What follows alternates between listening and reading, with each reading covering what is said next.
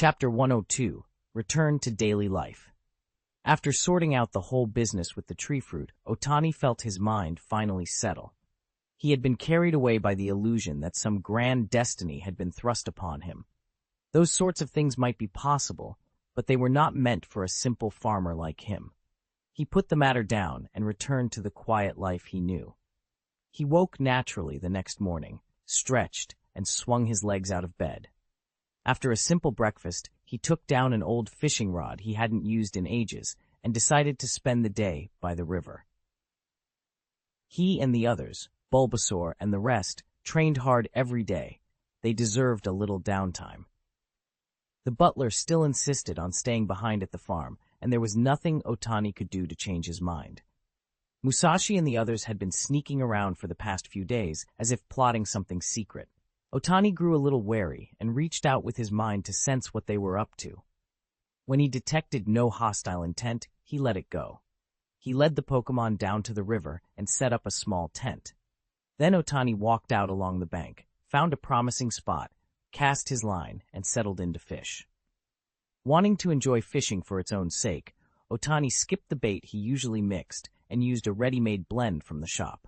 Without Dagu's secret formula, the catch was predictably sparse.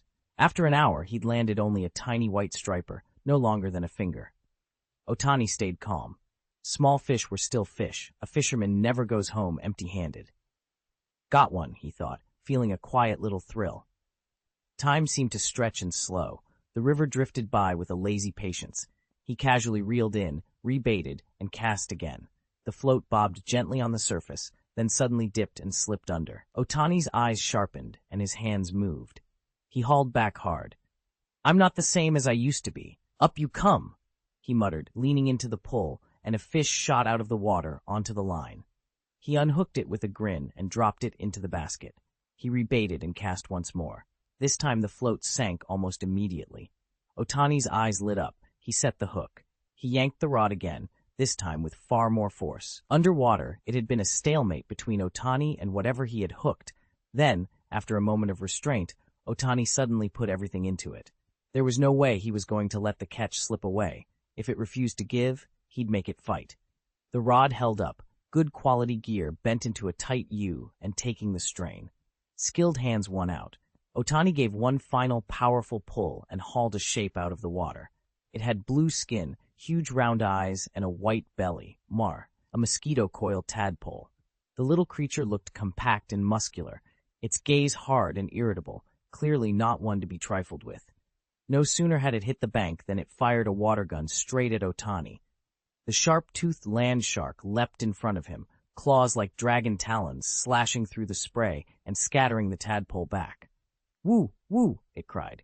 Even angry, the tadpole's big eyes made it oddly endearing. Its fury wasn't at all off-putting. When Otani heard that high, insistent chirp, he understood instantly what it was trying to say. The little mosquito coil tadpole had been drifting by, on its way to find a friend to play with, when Otani's hook snatched it unexpectedly. It thrashed wildly, and Otani hauled it up with a startled yelp. The hook was still embedded in the tadpole's tail. Otani looked embarrassed as he reached out. Sharp-toothed landshark hovered nearby, its expression worried, but Otani gave it a soothing wave. It was all right. Kneeling carefully, he eased the hook free and produced a small vial of wound medicine from his pack, dabbing it gently on the injured tail. "I'm sorry, mosquito repellent," he said softly, looking straight at the tadpole. "I didn't mean to hurt you. Can you forgive me?" The tadpole blinked, eyes closing in a blissful squint as if the touch felt nice, then wagged its tail. It made two high, cheerful chirps and bobbed happily, a clear yes. Touched by how cute it was, Otani smiled and pulled a small square cube from his pouch. He fed it to the tadpole. The little creature munched with obvious delight, tiny heart-shaped glints appearing in its eyes as it wagged its tail even more enthusiastically. Otani exhaled, relieved and smiling, while Sharp-Toothed Landshark relaxed beside him. Otani glanced at the wound on his tail and saw that the medicine had done its work. "It's all right now, tadpole," he said. The mosquito coil tadpole, mosquito repellent, tried to look at its tail, but with no neck it could only spin around in place. Otani laughed at the sight, and mosquito repellent flushed a little with embarrassment. Then it remembered it still had friends to find. With its short legs it hurried to the river, called back to Otani twice in a cheerful voice, then dove into the water and vanished. In a good mood, Otani walked over to the sharp-toothed land shark and gently patted his head. "Thanks for what you did, Shark-tooth." The sharp-toothed land shark squinted contentedly and leaned into the touch. Otani returned to the riverbank and resumed fishing. The little incident hadn't diminished his enthusiasm. Before long, he had pulled in several large fish, each almost as long as his arm. At noon, he brewed a big pot of fish soup and shared the catch with the Pokémon. They fished together until evening, and when Otani looked up at the darkening sky, he decided it was nearly time to head home. He packed his things quickly and led his Pokémon home. When Otani arrived, he spotted a familiar figure, the mosquito-repellent tadpole, racing happily beside the flower field with the Swamp King and the others. "What a coincidence! The mosquito-repellent tadpole!" Otani called out cheerfully. The tadpole froze for a moment, then trotted over with a delighted chirp. "Woo! What are you doing here?" "This is my home. Come visit any time," Otani said in a slightly teasing, almost seductive tone. "Stay for dinner. I've got some delicious cubes." At the mention of the cubes, the tadpole's mouth started to water. "Woo! All right, then. Go play first. The Swamp King and the others are still waiting." The tadpole bounded back to the edge of the flower field and rejoined its friends. Otani went inside, straightened up, and began cooking. Soon dinner was ready, and he called the tadpole in. The little creature hopped onto a raised stool and happily ate the meal Otani had prepared. Night fell, and after finishing dinner, the mosquito-repellent tadpole prepared to leave.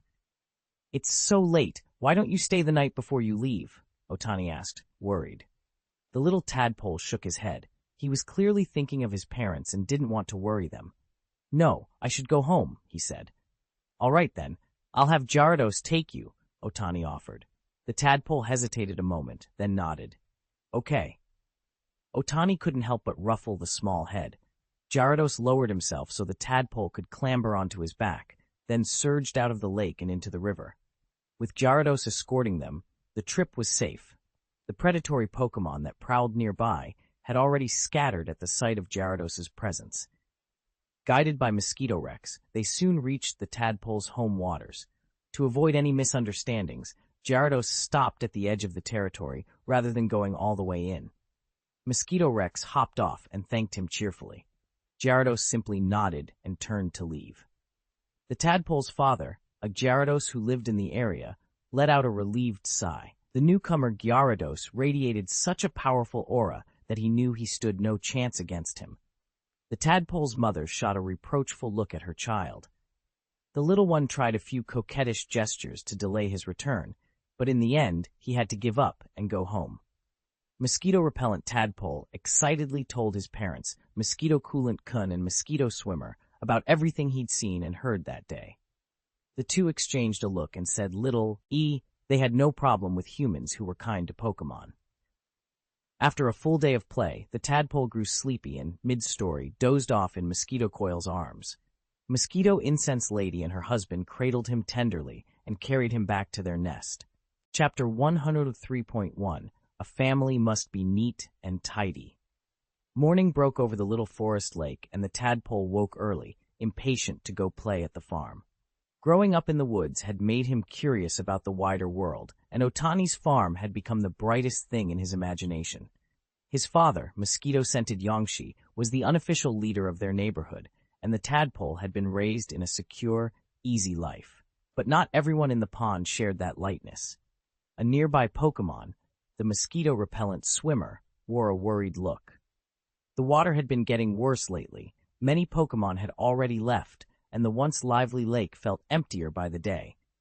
Going to the human's farm might be a good option, but they weren't ready to rush. Everyone had heard rumors about Otani's place and the Pokémon who lived around it. The biggest spreader of those stories was Kusanagi, the local loudmouth, who never tired of praising the farm. Other Pokémon followed his lead. Most of them were simple-hearted rather than foolish, and with so many voices backing the place, doubt started to give way to hope. Yesterday, the tadpole had overheard a youngster gushing about the farm again.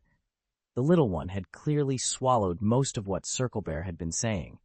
Maybe he would be brave enough to go ask the farmer for help. Mosquito had just said goodbye to his mother and was about to head out to the farm when his father called after him. "Hey, Mosquito!" The tadpole's face lit up. He was glad his dad wanted to come along. So the two of them set off together, while his mother stayed home to mind the house. Before long, they reached the lake at Otani Farm. A massive Gyarados lounged at the water's edge. It gave a quick, indifferent glance toward Gale, someone it clearly knew, then shut its eyes and relaxed. Mosquito's father, a swimmer by trade, tensed at the sight of such a powerful Pokémon. When Gyarados ignored them, he let out a relieved breath. "Take me to the farmer," the swimmer said, and Mosquito reluctantly led the way to find Otani. The farmer had just finished breakfast, and as soon as Mosquito saw him, the tadpole darted off again to play. The swimmer watched him sprint away with a small frown. "You little rascal, always playing?" he muttered. Putting the boy out of his mind, the swimmer went straight to the point with Otani and began asking about the water quality in the forest. Otani listened quietly, then nodded. "I see. All right, I'll come with you to check upstream." The Pokémon bowed to Otani in thanks. He was an adult, and still a little awkward with formalities, but the gratitude was clear. Otani didn't bring many Pokémon with him, only Eevee and Gyarados, and they set off through the trees. They soon reached the small lake where a number of local water Pokémon lived. Otani hopped down from Gyarados' head and cupped a handful of water. It looked clear, but when he probed it with his mind, he could feel the contamination beneath the surface. Many water-type Pokémon are picky about the quality of their water. When it deteriorates, they move on. He didn't stay at the lake. Climbing back onto Gyarados, Otani had the serpent Pokémon carry them upstream. The farther they went, the more polluted the water became. Several resident water types were using water moves to try to dilute the filth, but those efforts were only temporary band-aids, not solutions. At last, Otani and his Pokémon stopped where the pollution was worst. On the shore ahead sat a workshop, and a heavy stream of sewage was pouring from it straight into the water. Otani glanced around and realized they had come upon a paper-making workshop. The trees around it had been cut down in a wide ring. Stumps and piles of bark lay everywhere. Open vats and crude pulping tubs steamed in the damp air, and a sour, acrid odor hung over the clearing. A few of the workers who had been wading in the shallows clambered out onto the bank, gagging. The smell was that bad. Otani pressed his hand to his nose. After a few breaths of that stench, he started to feel lightheaded. Small operations like this were painfully common throughout the Alliance. Officials had banned them again and again, but it never seemed to stop. Even though each workshop was tiny, the cumulative damage to the environment was enormous. Untreated waste dumped at random was poisoning rivers and soils. Left unchecked, those habits could wreck whole ecosystems and even spark Pokémon uprisings. The owners didn't care. Their overhead was almost nothing, and the profits were huge, so long as they weren't caught. Otani didn't want to hurt innocent people, so he kept his distance. He signaled to Gyarados, and the sea serpent obliged with a low, rumbling roar that sent a shock through the workshop. The workers hurried away in panic. Once they'd been driven off, Otani set to work dismantling the crude structures, smashing the pulp vats and scattering the paper-making tools so the place couldn't reopen easily. Who is that?" one of the men shouted, voice wavering with fear and anger as they watched their makeshift operation fall apart. "Damn it! Who dares ruin my good deed?" a frantic voice snapped. Otani looked up. A middle-aged man with shifty eyes was striding toward them, flanked by a few hard-faced thugs. The man wasn't stupid.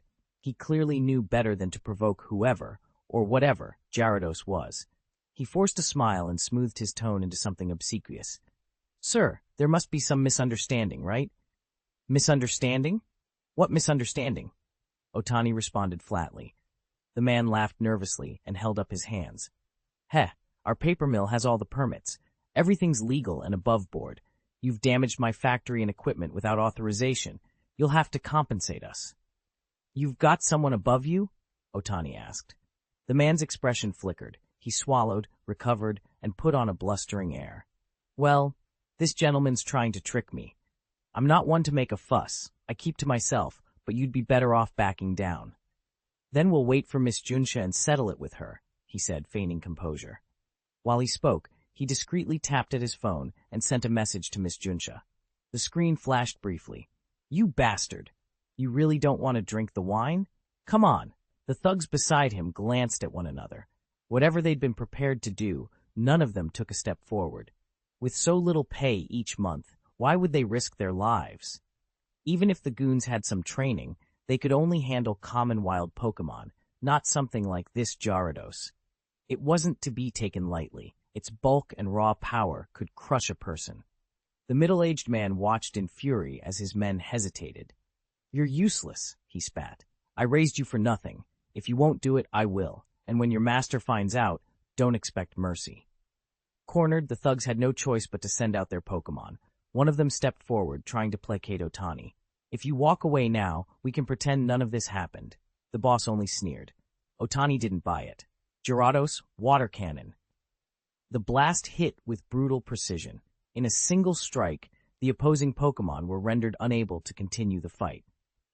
Before the middle-aged man could react, Miss Junsha arrived on the scene. The boss glared at Ohtani, hatred in his eyes. Wait, just wait until I get out there. I'll kill you. You don't stand a chance, Ohtani said calmly. He pulled out his phone and called President Damaranki. Damaranki was furious when he heard what had happened. He immediately mobilized people and launched a full investigation. In the end, they discovered that a grassroots secretary had been abusing his authority to shield the group. The president wasn't a fool. How could a low-level secretary have the nerve to act so brazenly? But the secretary insisted he'd been following orders, and Damaranki had no proof to contradict him. He was stuck. Ohtani, however, didn't play by the rules. He caught Ibrahimovich's eye. The other man understood instantly and put his peculiar ability to work. Ibrahimovic induced a vivid hallucination in the middle-aged secretary. Miss Junsha hesitated for a moment, clearly uneasy about resorting to such measures, but she didn't stop it. Under the influence, the secretary poured out everything, confessing as if a dam had broken. The real mastermind turned out to be a senior member of the Alliance. To raise funds, he had arranged for people to set up hundreds of workshops of various sizes all across the Kanto region. With the confession and the corroborating evidence, the Alliance moved in. They caught the senior executive in the act. When the investigators arrived, he was still in the middle of an afternoon with his lover. The moment an officer produced the arrest warrant, he went limp. No resistance, no bluster. He was handcuffed and led away without a fight. During the follow-up interrogation, the middle-aged man confessed everything and named all his accomplices, hoping for a reduced sentence. The revelation sent shockwaves through the Alliance's political circle. Damaranki seized the opportunity to carry out a sweeping purge. Many senior executives were removed from their posts. He was careful not to overreach, though. Once he felt he had gone far enough, he stopped, except in the case of those directly tied to the pollution scandal. They were dealt with harshly, under expedited procedures. Within days, the implicated parties were convicted and imprisoned, likely for the rest of their lives. The middle-aged man would never again have the chance to take revenge on Ohtani. The Alliance then moved quickly to dismantle the corrupt infrastructure. More than 120 illegal workshops were shut down, and some 30 billion Alliance coins in illicit profits were confiscated. 13 officials, all middle and senior level, were dismissed in connection with the case. When Ohtani learned the total sum, he couldn't help but be stunned. He had to admit, begrudgingly, that it had been an astonishingly profitable operation. The Alliance sent environmental management experts to deal with the pollution. Fortunately, this is the Pokémon world. Technology is advanced, and with the help of Pokémon, the cleanup went quickly. A few areas were badly damaged and will need long-term remediation, but that's a story for another time. When the immediate crisis was over, Ohtani returned to the farm and offered the mosquito coil tadpole family a temporary place to stay. The mosquito-repellent swimmer gladly accepted. He packed up his things, went home with his wife, and settled in. The happiest of all was the little mosquito coil tadpole. Living on the farm, he no longer had to run around searching for shelter, and could play with his friends every day. Chapter 104. I just burped. As usual, Dagu took the day off and went to visit Grandpa Fumin, the two elderly neighbors, and the chubby, fair-skinned Xiaofei. Otani hadn't seen Xiaofei for a while. The little one had grown paler and plumper, and even cuter than before. Slowpoke was still his sleepy self, but he'd changed in a small, reassuring way. When Xiaofei went to school, Slowpoke stayed home waiting for him to come back, and lately he'd grown more lively. Now, when Otani passed by, Slowpoke would actually take the initiative and greet him. Otani was genuinely glad to see that. Not every Pokémon needs to be a fighter. Companionship matters just as much. With nothing else planned for the morning, Otani offered to walk Xiaofei to kindergarten. At the gate, Papadai and a teacher were already waiting to pick the children up and take them inside. After seeing Xiaofei safely off, Otani left the kindergarten and headed into town. He hadn't been in a while and wanted to pick up a few things. As he wandered through the streets, Otani noticed that the town was livelier than usual. Decorations hung across the main road, and clusters of people were gathering around stalls and notice boards. It looked like some kind of event was happening. After asking a passerby, Otani learned that Panlin Town was preparing to hold an agricultural exchange event. It was still in the planning stage, but eventually all the surrounding farms would be able to enter. The best produce in each category would be selected, and the mayor would present trophies and certificates. There were no cash prizes, and for the farmers that didn't matter, honor was what counted. Otani found the idea of the competition intriguing and resolved to take part if he had the chance. He watched the site for a while, then went into town to pick up some things at the mall before returning to the farm. The mosquito-repellent Yangshi couple were already there, helping with the chores, and Otani greeted them with a smile. He had told them they didn't need to work. They were welcome to live there peacefully for as long as they wanted, but mosquito-repellent Yangshi had refused outright. The mosquito-repellent swimmer said it would be shameful to live off someone else for nothing. And besides, the lake was full of high-quality water stones they could use. Otani couldn't argue with that determination, so he let them be. After spending a night there, Otani noticed his strength had improved a great deal, and the change left him oddly unsettled. He prided himself on being an upright Pokémon who would never take advantage of others without good reason. That creed was everything to him. It was precisely why he had been able to earn and keep his position as the leader of the area, and why the other Pokémon trusted him so completely. Back home, Otani unpacked the things he'd bought. It had been a long time since he'd made treats, and he was eager to whip up some snacks to share with the Pokémon on the farm. It was a big job, so he asked his sister, who acted as the housekeeper, to come help. On the farm, they kept 3 special honeys: nectar from Butterfree, honey from Beedrill, and honey from tribe bees. Otani decided to use those 3 honeys to make sweet candies, dividing the work into 3 batches so everything would be manageable. The kitchen was small, after all. With the plan set, he got to work. He began by making the syrup, pouring water and sugar into a pan and stirring gently over low heat. The pot was so large that Otani grew tired halfway through stirring, so he called for help. With Bulbasaur and a few other Pokémon pitching in, the job suddenly went much faster.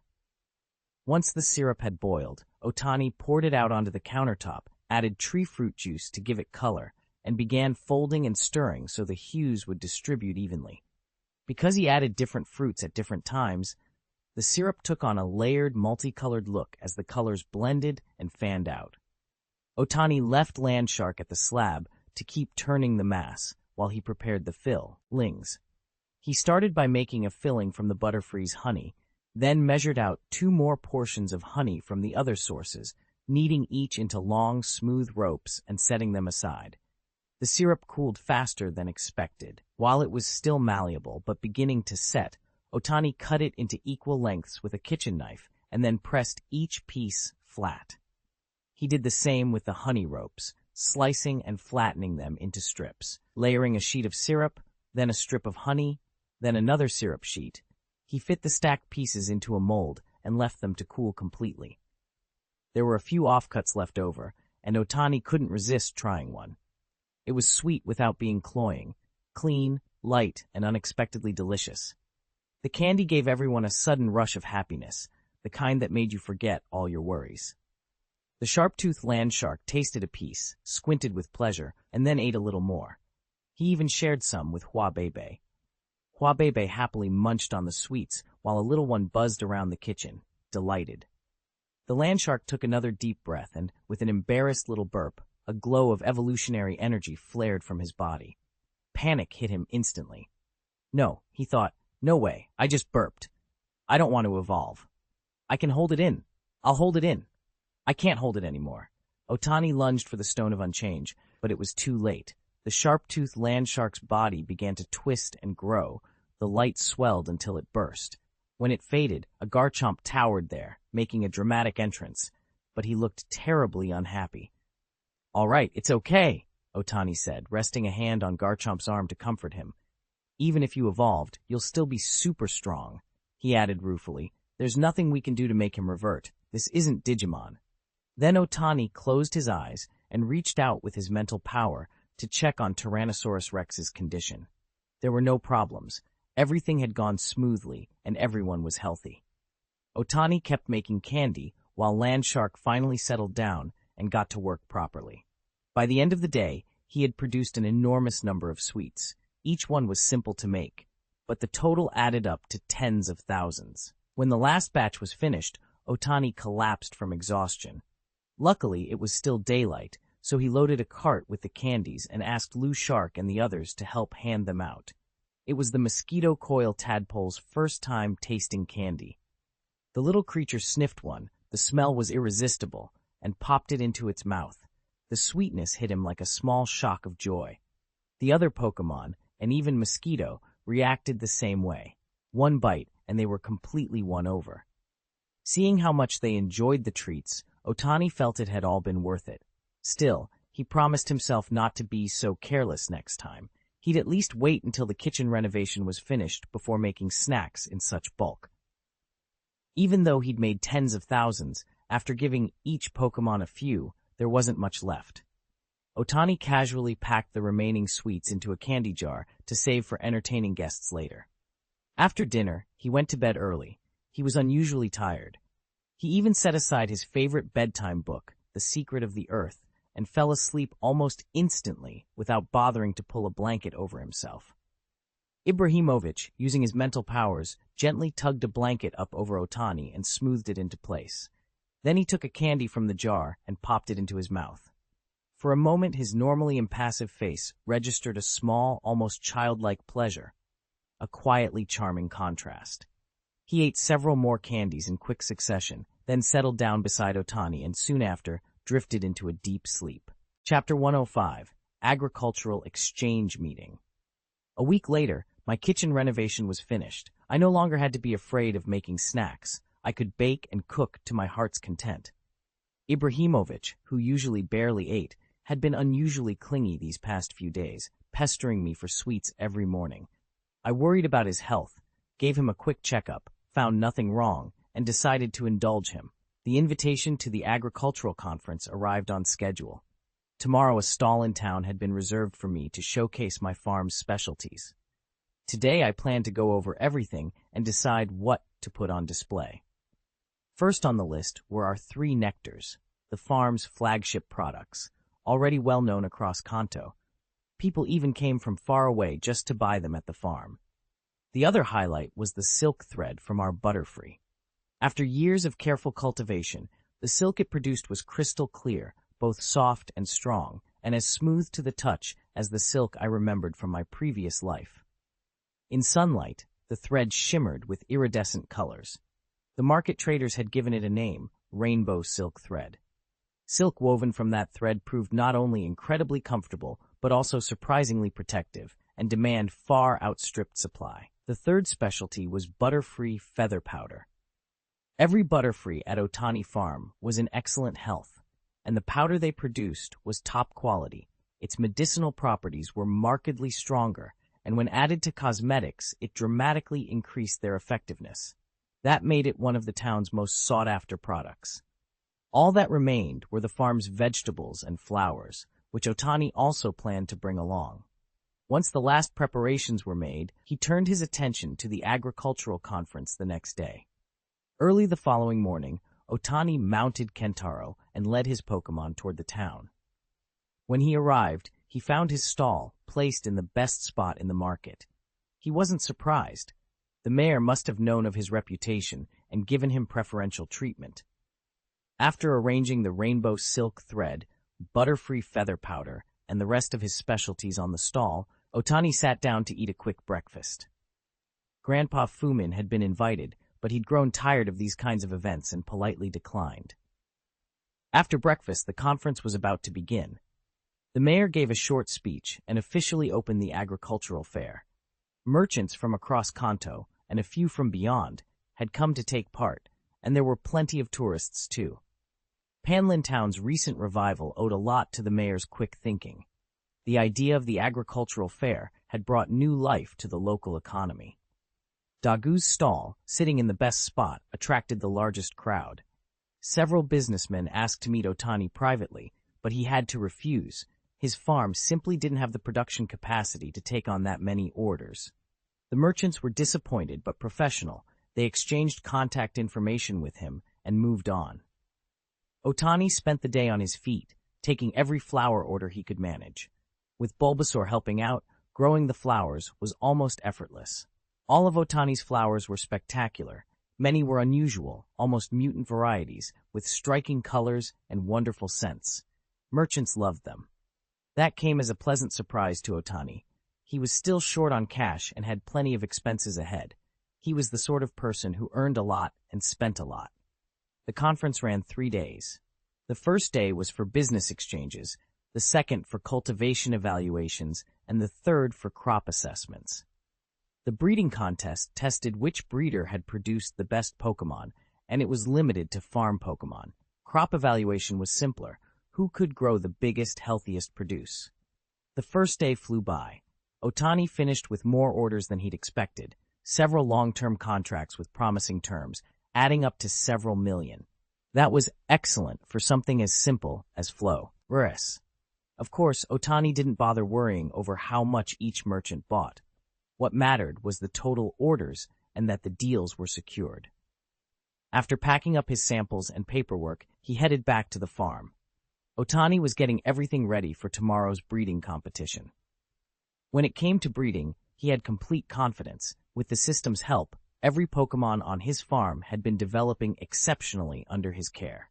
The contest only accepted farm-raised entries, so Kentaro would be the one representing him. Kentaro was usually sullen and quiet, only coming alive during a fight. The night before the contest, Otani groomed him carefully and spoke encouragements into the dark. "Kentaro, tomorrow's on you. Do your best." "Moo." Kentaro answered in his usual low voice and went back to chewing the grass. The next morning, Otani hurriedly rode Kentaro to the evaluation grounds. Farmers from all over had brought their best farm Pokémon to compete. Otani arrived late and found a long line already waiting. After a lengthy wait, it was finally their turn. He registered quickly, then led Kentaro to the waiting area where staff had them line up. While they waited, Otani watched the other contestants with interest. There were mountain goats, a milk tank, Kentaro himself, a flame horse, and even a lone Diglett among the entries. He checked them over mentally, making a few last adjustments to Kentaro's harness and waiting for the judge's call. Come to think of it, Digletts really are farm Pokémon. Wherever a Diglett tunnels, the soil loosens, which makes it ideal for planting crops. Otani had thought that as he led his Kentaro onto the judging stage. The contest began promptly. One by one, Pokémon stepped onto the platform under their trainer's guidance while the judges examined and scored them. When it was Otani's turn, the panel gave Kentaro a careful once-over, then exchanged looks and shook their heads. The score they handed down was middling. Otani was knocked out in the first round. Otani felt a sting of disbelief. Before he could say anything, one of the judges stepped forward and addressed him quietly. "Mr. Otani, Kentaro is very well bred, but he lacks the marks of a farm Pokémon. This category isn't judged the same way as battles or coordination contests. We're looking for the bond between the Pokémon and the farm, evidence that you've actually worked together on the land. That kind of intangible feeling gives a Pokémon a certain charm. Kentaro doesn't show that quality, so even with excellent breeding, we couldn't give him a higher score. Otani bowed, thanked the judge, and left the stage. He had been sure of victory, but Kentaro was knocked out in the first round. At first, Otani was stunned, but he didn't leave right away. He stayed in the audience to watch.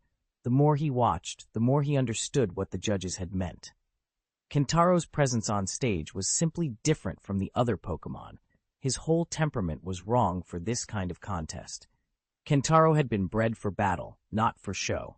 Once Otani saw that, his confusion cleared, and he accepted the loss with genuine grace. The final winner turned out to be the contest's lone 3-mouse entry. The judges praised it highly, and its trainer beamed as they lifted the trophy. Otani had come in that morning full of hope and left disappointed, but the outcome didn't sour him. Instead, the event sparked an idea. If they could hold contests to celebrate beauty and presentation, why not create other kinds of competitions along the same lines? The more Otani thought about it, the more practical the idea seemed. He couldn't wait to get home and write it all down. On the third day of judging, Otani did not take the stage. The farmers who had come just for the competition spent the day showing off their specialties. There were pumpkins taller than any of the villagers, and for each category, the largest, healthiest specimen had been picked as the winner. At the end, the growers personally handed out samples of their prize produce so Rion could taste them together. Otani received a slice of pumpkin. Seeing the people around him eating it without hesitation, he bit in as well. The flesh was crisp and clean, with an intense, refreshing sweetness. He hadn't realized a pumpkin could be cultivated to such a level. No wonder this variety was one of the most popular in the Kanto region. The 3-day agricultural conference passed quickly, but Otani felt a little reluctant to leave. As a novice who had only recently taken up farming, the exchanges and demonstrations over the past few days had taught him a great deal. Once home, he took out his notebook and carefully recorded his impressions from the event. He had come to take notes almost automatically. Today had been especially fruitful. Chapter 106, The Trouble with Tooth Decay. Ibrahimovic woke up craving candy as usual. He opened his mouth to snatch a sweet, and a sudden, jagged pain shot through his jaw. Ow! His cry echoed across the farm. Otani sprang out of bed, heart pounding. He found Ibrahimovic curled on the floor, clutching his face and rolling in pain. Kneeling down, Otani pried his mouth open and peered inside. Several teeth were badly decayed. For a moment, he was too stunned to speak. Then it hit him. Ibrahimovic had been eating those mouth-watering sweets every day lately and never brushed his teeth before falling asleep. No wonder. Ibrahimovic's eyes filled with tears. It hurts, he whimpered. Otani's face softened, but his voice was stern. Who told you to eat so much candy and never brush? Consider this a lesson. He fetched some painkillers and handed them over. After a few minutes, the immediate agony eased enough for Ibrahimovic to breathe more normally. Otani lifted his chin, clicked on a small flashlight, and held it up to inspect the damage carefully. Even with his mouth shut, it was bad, but when Ibrahimovic opened it, Otani nearly gagged. He pinched his nose and peered in. There was still a mouthful of candy stuck among the Eevee's teeth.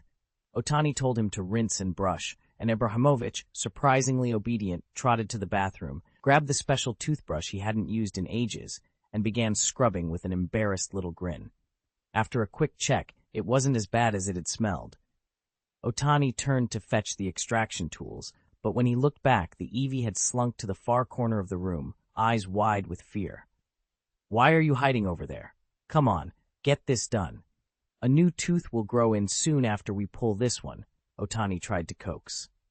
Ibrahimovic shook his head so violently it was almost comical, then bolted out of the house. Otani stood at the window, pliers in hand and helpless, watching the brave little Pokémon, one that could hold its own against legendaries, run off in a crooked, pained gait, clearly terrified of getting its tooth pulled. Ibrahimovic couldn't explain why he felt the way he did. He was simply afraid. He told himself that Otani didn't care about him and that he would come back when he couldn't bear it any longer. The whole episode, he decided, was a minor lesson. After changing and washing up, Otani went downstairs for breakfast. The other Pokémon in the living room watched him curiously. Smiling, Otani told them the story about Ibrahimovic. Bulbasaur and the others exchanged looks, barely able to believe that the aloof Eevee had such a vulnerable side. Outside, Ibrahimovic wandered without realizing how completely Otani had shattered his image. He slipped away to a hidden valley and shifted back into his black Mewtwo form. Both of his cheeks were swollen. When he touched them gently, the pain brought tears to his eyes. He regretted his haste 1,000 times over, but the thought of having a tooth pulled made him shudder. He would rather die, even suffer and be taken back to the laboratory, than let anyone pull that tooth out. Black Mewtwo had reverted to Eevee form and was wandering through the forest, searching for herbs to ease a nagging toothache. Not long after he set out, he met a Bellossom. The little grass Pokémon watched him with concern, came closer, and sprinkled some paralyzing powder to numb the pain. Eevee immediately felt much better and thanked her. Then he asked if there was any way to cure tooth decay. Bellossom hesitated for a moment, embarrassed, but then her face brightened. She told him there was a Pokémon who lived deep in the forest who might be able to help. Hearing that, Eevee's eyes lit up. With a sudden burst of energy, he leaped into the air and took off toward the forest's interior, Bellossom clinging to him in surprise. It was the first time she had seen an Eevee fly, and this one was black. After an unknown stretch of time, they came to a wide meadow. In the center of the clearing lay a crystal-clear lake, and many Pokémon made their home. Says there. A green figure was resting at the water's edge. It rose and turned to face them. "Strange child, what are you doing here?" a voice said, not aloud but inside their minds. Gardevoir had reached out and was communicating with Eevee and Bellossom telepathically. Melliflower stepped forward to explain their purpose, and Gardevoir turned its attention to Ibrahimovic. Ibrahimovic moved closer as well. He was physically strong, but he had no healing ability. Otherwise, he would have fixed this himself. Gardevoir crouched, inspected Ibrahimovic's condition closely, gathered a soft, light green energy in both hands, and sent a healing wave through him. The swelling on Ibrahimovic's face subsided almost immediately. He stared at Gardevoir in astonishment, then thanked it. Gardevoir shook its head. "This is only a temporary fix. If the damaged tooth isn't removed, the swelling will come back." At the mention of having a tooth pulled, Ibrahimovic went cold. He pictured Otani's extraction forceps and that gentle, almost too friendly smile, an image that made him shiver. It sounded terrible, but after a moment's hesitation, he resolved to get it done. Gardevoir watched him quietly. There was no rush. In the end, Ibrahimovic gritted his teeth and accepted it. He thanked Gardevoir again and left with Melliflower. After Melliflower was safely sent on her way, Ibrahimovic returned straight to the farm. Otani was sitting in the living room watching TV, a set of surgical tools laid out on the coffee table beside him. When Ibrahimovic came in the door, Otani gave a faint smile. "Little guy," he said, "you're still going to have your teeth pulled." Ibrahimovic hesitated for a moment, then squared his shoulders. "Have you decided?" Otani asked.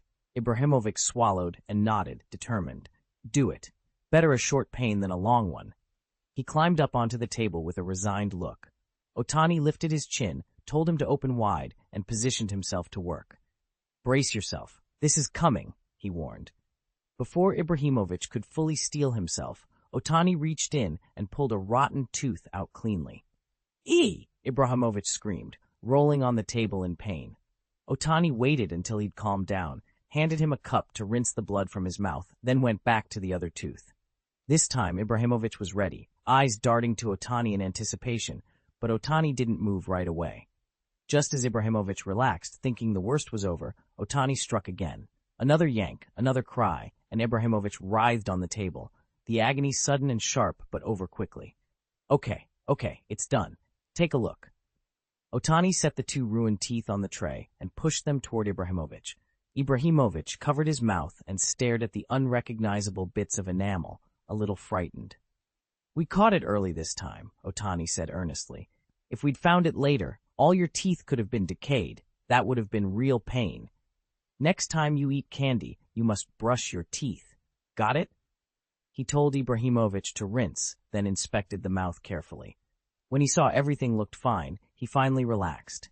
Evie lay listlessly on the sofa, so drained he didn't even have the energy to play his favorite game, Lava Worm Adventure.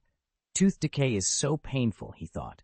I have to brush properly from now on and never get cavities again. Chapter 107, Return of the Friend. On the farm, Otani is giving the Pokémon a routine checkup. After carefully examining Ibrahimovich's teeth, he nods. New teeth are starting to come in. You'll need to pay more attention to his oral hygiene from now on. Ibrahimovich gives a solemn nod in return. Satisfied, Otani packs his tools and stows them back inside the farmhouse. He changes into his work clothes and gets ready for the day's real task, packing the flower orders that came in after the last agricultural conference. These crates need to be prepared over the next few days. Representatives will come to pick them up. This round is only a preliminary cooperation. If the response is good, more orders will follow. Otani feels energized by the opportunity. The more money he can bring in now, the better. If the Olympus trials end up being officially promoted, expenses will skyrocket, and he wants to be prepared. He can't help but think about Daigo. Maybe he can rope him in later, not out of charity, he tells himself, but as an investment. If the Devon Group can sponsor Daigo's competition, money won't be the problem. For now, though, it's still early. The venue hasn't even been built. The Olympus venue had been under construction for so long that only a rough prototype existed. Otani had just finished preparing the day's flower deliveries when a brilliant tear opened in the sky above the farm. He flinched at first, then relaxed when he recognized the figure descending. The small, green, time-traveling Pokémon, Celebi, flung herself into his arms. "Long time no see," Otani said, smiling as he stroked her tiny head. Celebi stuck out her tongue in a shy, teasing way. "I haven't seen you in ages, and the first thing you did when we met was ask me for food." She chided playfully, then called out toward the distance. A soft meow sounded at his side. Otani started and looked down to see Meowth covering his mouth with a paw, grinning. Celebi grinned back. Otani shot them both an exasperated look. At the sight of Eevee nearby, Meowth instantly shifted and took Eevee's form. By then, Otani had already guessed who was really there. "Hello, Menghuan," he said. Menghuan, caught off guard, looked at Otani with surprise. He hadn't expected Otani to know him. Then it shifted back into its original form, a small, pink, girl-like creature. "Meow! Welcome to our home, Dream," Otani said, happily patting Menghuan on the head. "Meow!" Menghuan chirped in reply. It was the first time she had met Otani, but she already liked him very much. Otani went home with Celebi in one arm and Menghuan in the other, feeling as if his life had no regrets. Ibrahimovich trailed behind him, puzzled but strangely familiar with Mew. Mew seemed to notice the look in Ibrahimovich's eyes, slipped out of Otani's arms, and fluttered in front of him, dancing with delight. Otani went into the kitchen and brought out snacks for the two little ones. Celebi and Mew each popped a sweet into their mouths, and their eyes immediately lit up. Celebi shot Menghuan a proud look, as if to say, "See, I told you Otani's cooking is the best in the world." Menghuan nodded in agreement. Otani cradled Ibrahimovich and watched the two youngsters devour their treats with a smile. Soon they were contentedly full and flopped onto the table, patting their round bellies. All the while, Otani was acutely aware of the subtle shifts in Ibrahimovich's mood. "What's wrong, Ibrahimovich?" He hesitated, unsure. If Otani knew his true form, would he hate him? The thought made him hold back. Otani gave him a small, reassuring smile. "If you're embarrassed, you don't have to say it." Ibrahimovich nodded, then shook his head as if making up his mind. He slipped out of Otani's arms, and before their eyes, his body began to shift, slowly returning to its original shape. Otani went silent for a beat, stunned. A black Mewtwo. Black Chalmeng took a breath and, without prompting, told them everything. Otani listened intently, and even the two little ones on the table fell quiet to hear the whole story. When he finished, Otani sighed. "So, what should I call you? Do you have a name?" Black Chalmeng shook his head. Then, quietly, he asked, "So you're leaving?" He nodded. The moment he had met Menghuan, something ancient in his genes had awakened. He'd felt, unmistakably, that there was another like him in the world, and he had to find that person. Otani walked forward and wrapped his arms around Black Chalmeng. Black Chalmeng returned the hug. "The farm is your home, always," Otani said softly. You're welcome back here anytime. Black Chomeng left, carrying with him a bittersweet nostalgia for the farm and the happiness of having found his own kind. He had companions in this world now. He was not alone. Otani sat in his seat, looking a little forlorn. The two little ones flew into his arms to comfort him. I'm fine, he told them. I believe he'll come back. His family is here. They lingered with Dagu for a short while, then scampered off to play. Outside the room, Dreamy rolled her eyes and murmured something into Celebi's ear. Celebi hesitated for a moment, then quickly nodded. The two of them took each other's hands and dashed off across the farm. Black Cheomeng flew swiftly toward the place where he had last sensed his companions. Before long, he reached a small island. A huge aircraft hovered above it. He paused for a beat, then sped toward the craft. Inside, Mewtwo stared at a screen with growing disbelief. The image showed Black Mewtwo. He had not expected there to be others like him in this world. Without much hesitation, he pressed a button and opened the aircraft's hatch.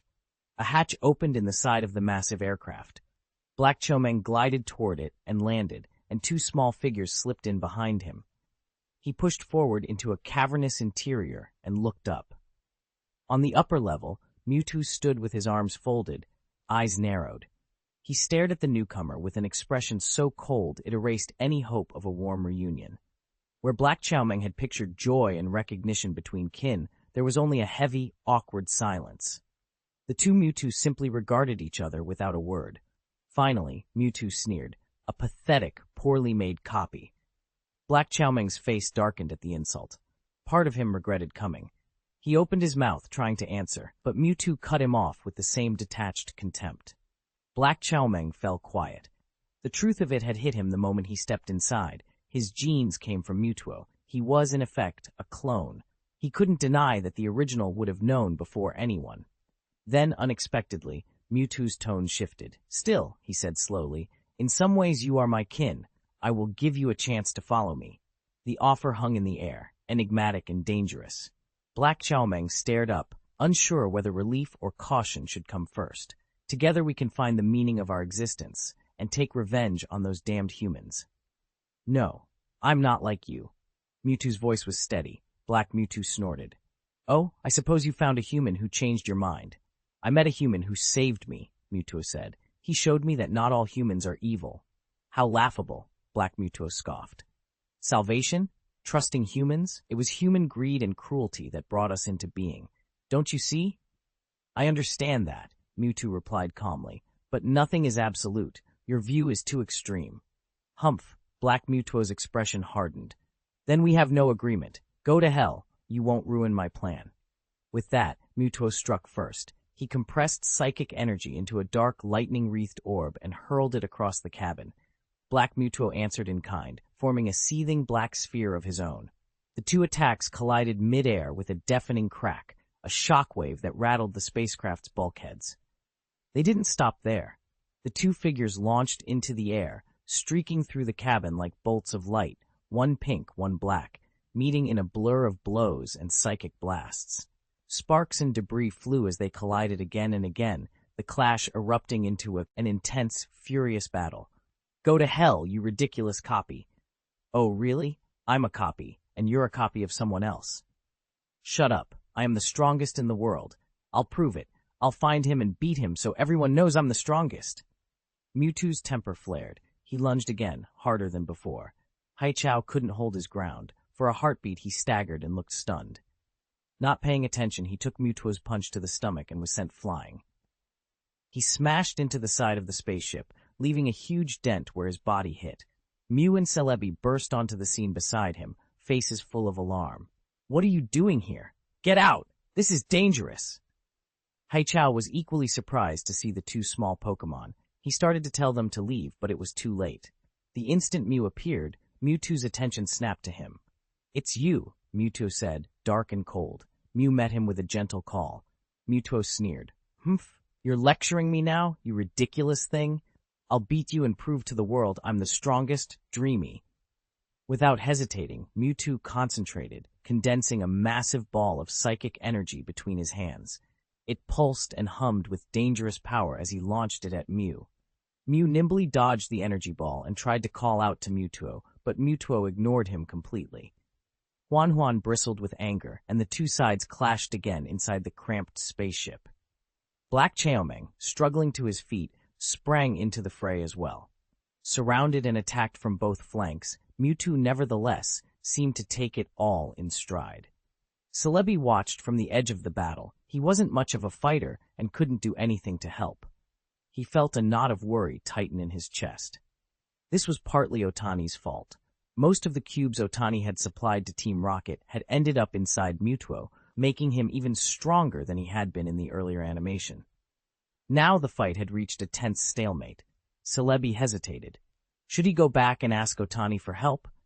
He kept his distance, anxiously observing the exchange on the field, unsure whether intervention was the right move.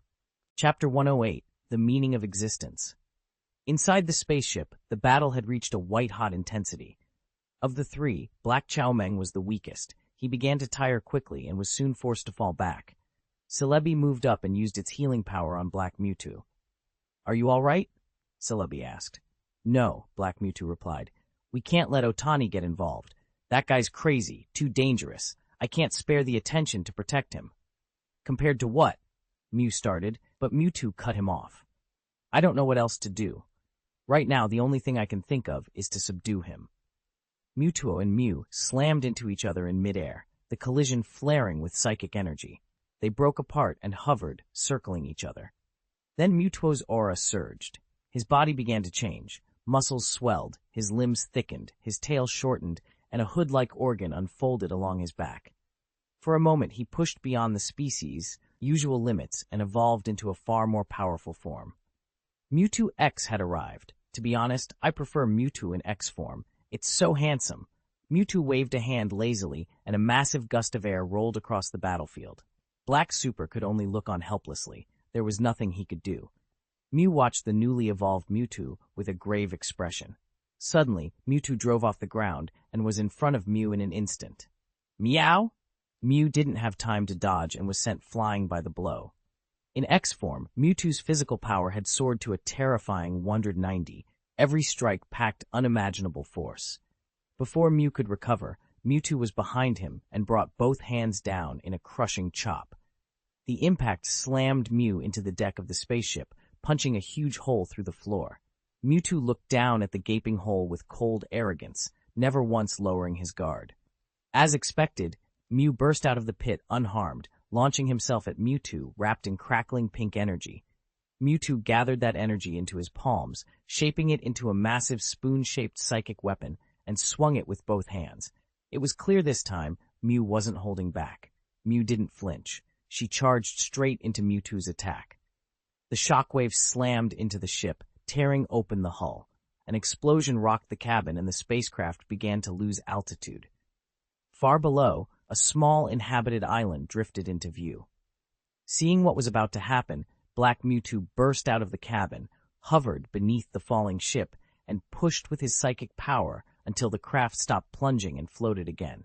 Inside, the fight between Mew and Mewtwo raged on, each strike exchanged with lethal intent. Thanks to Black Mewtwo's quick work holding the ship and intercepting debris in midair, the people on the island had no idea a life-or-death battle was unfolding overhead. Another violent collision shook the craft. Shards of metal and insulation ripped free and spun outward on the shockwave.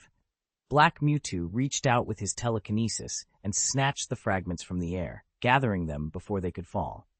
He couldn't have said exactly why he did it. The impulse puzzled him. But he felt, with an odd certainty, that if Otani had been there, he would have acted the same way. After the impact, Mew and Mewtwo were thrown apart, landing at opposite ends of the cabin, the struggle far from over. Mewtwo panted. The strain of Mega Evolution had taken its toll. Beside him, Minghuan stood immaculate, not a scratch on her. Mewtwo's chest tightened with a hot, helpless fury. He'd wielded such power before. Why was it failing now? Refusing to accept defeat, he risked everything one last time. He drew the last reserves of energy into himself. The spoon he'd been gripping warped and twisted in his hand, reshaping into a sliver of metal that gleamed like a glove. With a sudden burst of speed, he lunged at Menghuan. He opened with a feint, a quick punch to distract her, then sprang off the ground and kicked her upward. While she was airborne, he unloaded a barrage of blows, a flurry that left her little room to resist. Menghuan could only guard and be driven back. At the end of the assault, the remaining energy inside Mewtwo detonated outward. A huge shadow swelled behind him, an enormous, blurred silhouette of himself. The shadow clasped its hands together, encased Menghuan between them, and a blinding explosion followed. When the light faded, Mewtwo slumped down onto the shattered earth, utterly spent.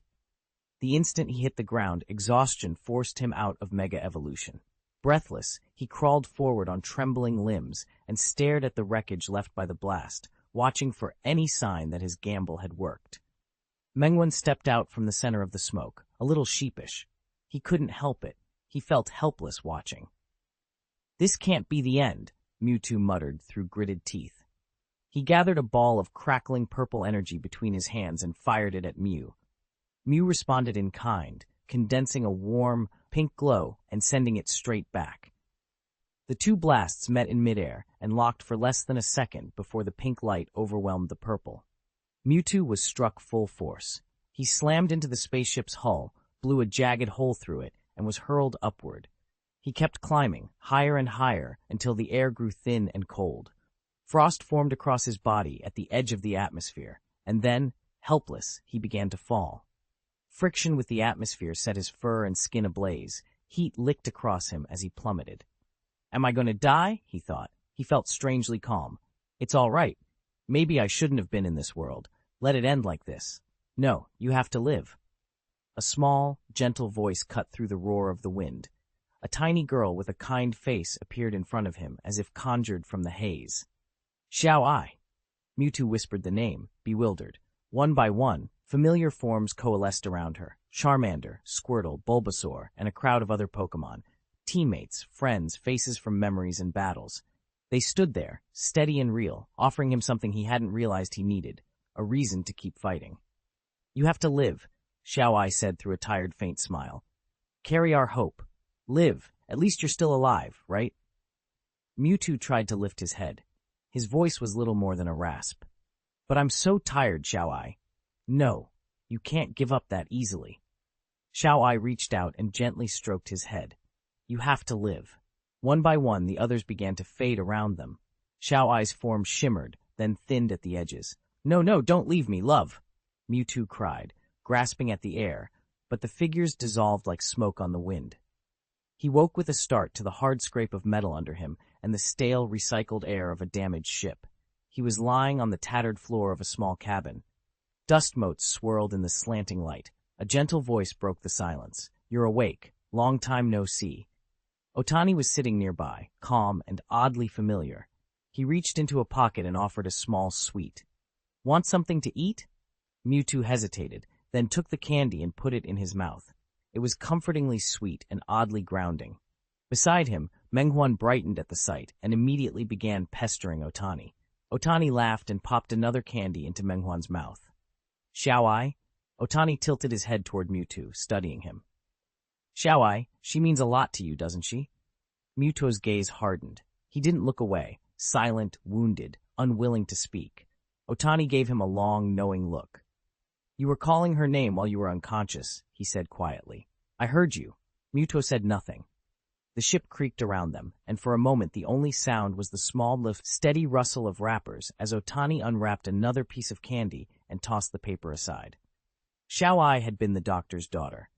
The scientist who created Mewtwo hadn't done it out of cruelty, but out of desperation. He wanted to study Mew's power in the hope of using it to bring Ai back. In the end, that hope failed. Xiao Ai's spirit had long since been exhausted.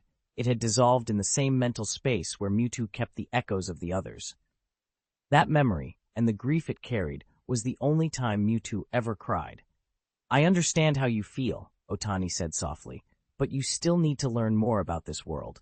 Even if humans made you, you have a right to live. People are complicated, yes, but most of them are kind. You should see more of the world, Mewtwo." Mewtwo said nothing, but he listened. He had begun to understand for himself. He wanted to find the meaning of his existence. "Would you like to stay on my farm for a while?" Otani asked hesitantly. Mewtwo shook his head. "Thank you for saving me, Otani. I owe you. Slowly his form lifted from the ground. The battle with Mew had allowed him to let go of years of pent-up resentment and anger. He felt steadier now, composed in a way he hadn't been for a long time. He was leaving, not in anger, but to see the world with his own eyes. Mewtwo left without a word. Otani stood in the ship's shattered hatchway and watched him drift slowly away, an ache tightening behind his ribs.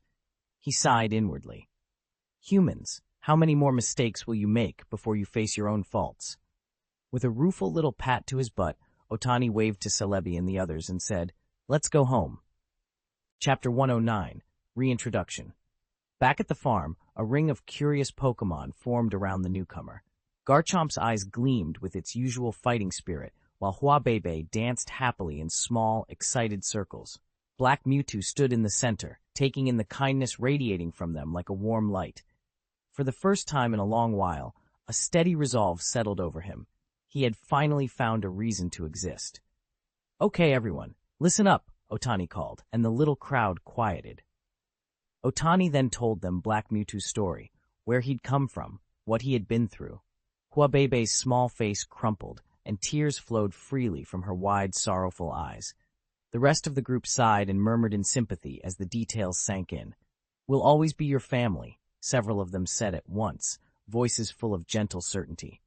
Otani met Black Mewtwo's gaze and spoke with quiet sincerity. Black Mewtwo's eyes filled. Before he could stop himself, soft sobs escaped him. The confusion and loneliness he had carried for so long seemed to wash away in those tears. Otani stepped forward and wrapped him in a careful, steady hug. Black Mewtwo's tears dampened Otani's shirt, but Otani held him all the same. That evening, Otani set out a hearty meal to welcome the farm's newest member. Lanterns swung gently in the breeze, and the table was piled with all manner of dishes that smelled of home. Black Mewtwo sat beside Otani, feeling awkward in a human-sized body amongst so many small, familiar faces. Without thinking, he shifted form, fur sprouting, ears perking, until he was an Eevee. Instantly, he felt more at ease, curling up by Otani's feet and giving a small, contented sound. "Eh," he murmured. Otani laughed softly and reached down to ruffle his head. "It's fine," he said with a smile. "Be whatever makes you comfortable." Surrounded by new friends and a steady hand at his side, Black Mewtwo, whether Mewtwo or Eevee, allowed himself to breathe. Tonight, for the first time in a long time, he truly felt at home. You can be whatever you want. Just do whatever makes you feel comfortable. Abramovich nodded happily and began eating. Mew and Celebi had their faces buried in the food and were scarfing it down. Otani glanced out the window and caught sight of a familiar figure standing a short distance away. Ibrahimovic suddenly went quiet and looked out too. Otani patted his head and motioned for him to keep eating. Then he stood, went to the kitchen to pack an extra plate, and walked out toward the visitor. "Would you like some, Mewtwo?" he asked, holding the plate out. Mewtwo hesitated for a moment, then took the plate without eating. Eevee, still worried, patted after them. When he reached Otani, Mewtwo shifted back into his dark, familiar form. He ignored Eevee and looked straight at Otani. "Can I talk to you?" he asked. "Sure," Otani replied. He signaled to the Black Meowth not to follow. Mewtwo put a hand on Otani's shoulder and used teleportation to leave the farm. They reappeared on the crest of a small hill. Otani found a spot to sit and did so. Mewtwo sat beside him, set his plate aside, wrapped his arms around his knees, and for a long moment seemed unsure where to begin. "Otani, do you think my existence has any meaning?" Mewtwo's voice was low as he stared into the distance. Otani hesitated for a moment before answering. "I don't know." Mewtwo shook his head. "It's not just me. Maybe the whole of humanity, maybe the whole world. Existence itself seems meaningless, because existence is just existence." Chaomeng frowned, clearly confused. Otani gave a small, patient smile. "Look at it another way. Say I'm born, I travel for a while, and then I return to run a farm. What's the point of that? To other people it might seem insignificant, but to me, those things are what give my life meaning." Mewtwo listened, and something in his expression shifted. He seemed to understand a little. Otani nodded and pressed on. "Maybe existence doesn't come with inherent meaning. That's true for everything. But what matters is the connections you form, the bonds between you and the world. Don't always look down on the world, Mewtwo. Try to find a place in it." Mewtwo's shoulders slumped. I can't, he said quietly. Otani reached out, not with words of easy comfort, but with honest sympathy. I understand how you feel, he said. In fact, whether you were born naturally doesn't determine the meaning of your existence, Mewtwo said. Why? Cao Meng asked. Because existence itself is valid, Mewtwo replied. Cao Meng frowned. He wasn't satisfied. Let me put it another way. I'll use myself as an example. Imagine I grew up in a world without Pokémon. My parents raise me, I go to school, I slave through the entrance exams, and then I get a job that barely pays the bills. Years later, I burn out from overtime and die at my desk. Do you think a life like that has meaning? Mewtwo considered the question and shook his head. It's a failed life in many ways, but yes, it still has meaning. Why? Cao Meng pressed. Because you existed, Mewtwo said simply. Even if you failed at your goals, you still tried. You made an effort to live better. That effort, that presence, gives your life meaning. Cao Meng still looked unconvinced. Otani sat nearby, equally at a loss. He had no new wisdom to offer. Everything he'd ever read in motivational books felt like it had already been said. Finally, Otani shrugged and said, a little helplessly, If you're here, then live. Do your best with the life you have. The words landed flat, comforting in their banality. Mewtwo watched Cao Meng's face for a long moment, and Cao Meng, though he didn't fully understand, felt the conversation settle around him like a small, steady light. You'll come across something you think is worth your time, Otani said, spreading his hands. It'll take a while. There's no need to rush. Right now you're stuck, bored, with nothing to do. I've been there. Just find something to occupy yourself and it'll help. Mewtwo listened, thoughtful. Otani exhaled in relief. If his advice hadn't landed, he didn't know what else to try. I see. Thank you, Otani, Mewtwo said at last. Ah, ha ha, you're welcome. I'm glad it helps. Mewtwo's face hardened for a moment. Still, I keep thinking it would be better to destroy humanity, he said, deadpan. Otani went pale and broke into a cold sweat, about to protest when Mewtwo's lips twitched. Just kidding. Otani's shoulders dropped an inch, but his pulse was still racing. That was not funny, he thought. Mewtwo picked up the plate beside him and began to eat. When he finished, he handed it back. I'll take your advice, he said quietly. I'll find somewhere away from people and live there for a while, think things over and decide what to do next. That sounds good, Otani said, forcing a smile. And hey, if you ever get really bored, come out to the farm. You're welcome anytime. Mewtwo nodded, then vanished in a ripple of teleportation.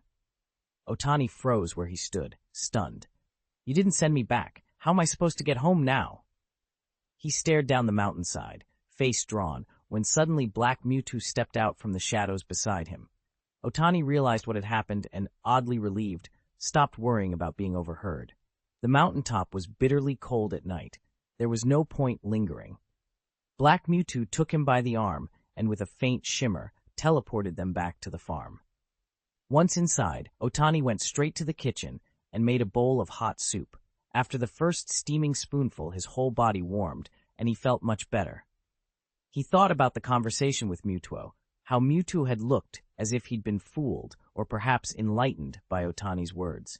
Otani didn't know any grand meaning of existence. He only knew he wanted to protect what he already had. That night, Mewtwo climbed into the sky. The cool air brushed past him and steadied his thoughts as he replayed Otani's words. Bond? Find something to do? He shook his head, refusing to overthink it. First, he decided, find a place to live. With that, he accelerated and disappeared into the darkness above. Chapter 110. Xiaofei's Weight Loss Story. At Grandpa Fumin's house, Otani felt a headache coming on every time he looked at Xiaofei. She was getting rounder by the day. Half the clothes he'd brought no longer fit. He didn't blame Fumin and the others. They'd been without family for so long that the moment a little granddaughter appeared, they'd spoiled her with everything she wanted. Still, it was frustrating to watch. Dai stuck close to Xiaofei as usual. Silent and loyal, Otani rubbed his temples. Grandpa, you can't keep letting Xiaofei get fatter. It'll affect her development. Fumin waved a hand. How could that be? She's growing. Kids always eat more. She's nearly a little ball, Otani muttered. Fumin scratched his nose sheepishly and smiled. Kids are cuter when they're chubby, aren't they? That's true. You do know more about raising children than we do. Grandma Shizi agreed with a gentle laugh, but her expression grew serious. That said, this can't go on. If a child overeats for too long, she can end up with some very troublesome health problems. From today on, Xiaofei has to go on a strict diet, Otani announced. To make sure you don't keep slipping her snacks, I'm taking her home and supervising her weight loss. She can come back once she's back to a normal weight, and I'll be coming to check on her regularly. Before the two elders could argue, Otani bent down and scooped up Xiaofei. She was still clutching a bag of chips, stuffing her mouth as she was lifted, wriggling so hard his arms nearly gave out. Can't you just leave her? Grandma Shizi begged, voice trembling. We'll change how we do things, we promise. Dagu ignored Xiaofei's struggles and held her firmly so Otani could get a better grip. Otani sighed, rubbing the bridge of his nose. Grandma Shizi, this isn't up for negotiation, he said quietly but firmly. You two spoil her too much. You give her whatever she asks for, and that's bad for her. She's still young and lacks the self-control she needs. If she gets used to these habits, they'll be very hard to break later. The elders' protest faded. With heavy reluctance, they let him go. Otani carried Xiaofei away, and Adai followed close behind. Wah, wah! I don't want to go back, Brother Otani. Don't make me go. Xiaofei sobbed, kicking her feet. Otani had no answer. He just held her tighter and walked on. What are you doing? Do you think I'd hurt you? Otani teased, pretending to be offended. No, Xiaofei stammered, searching for an answer. She wasn't sure why she didn't want to go back to the farm. Otani cocked his head and said, half accusing, half amused, from the way you look at him, you like how obedient Grandpa Fumin is. You must be worried I won't treat you the same back at the farm. That's why you don't want to go. No, Xiaofei whispered weakly. You're lying, Otani said, suddenly serious. Children shouldn't lie, you know. He had never spoken to her like that before. Xiaofei felt a small injustice well up inside her, and without meaning to, she began to cry. Wah! Through her tears, she stole a glance at him. Otani couldn't help smiling at the sight. He didn't much care whether the tears were real or put on. Once back at the farmhouse, Otani had the housemaid put Xiaofei's things away. The maid, always eager to fuss over Otani's younger sister, seemed especially pleased to help. Xiaofei pouted, still sulking.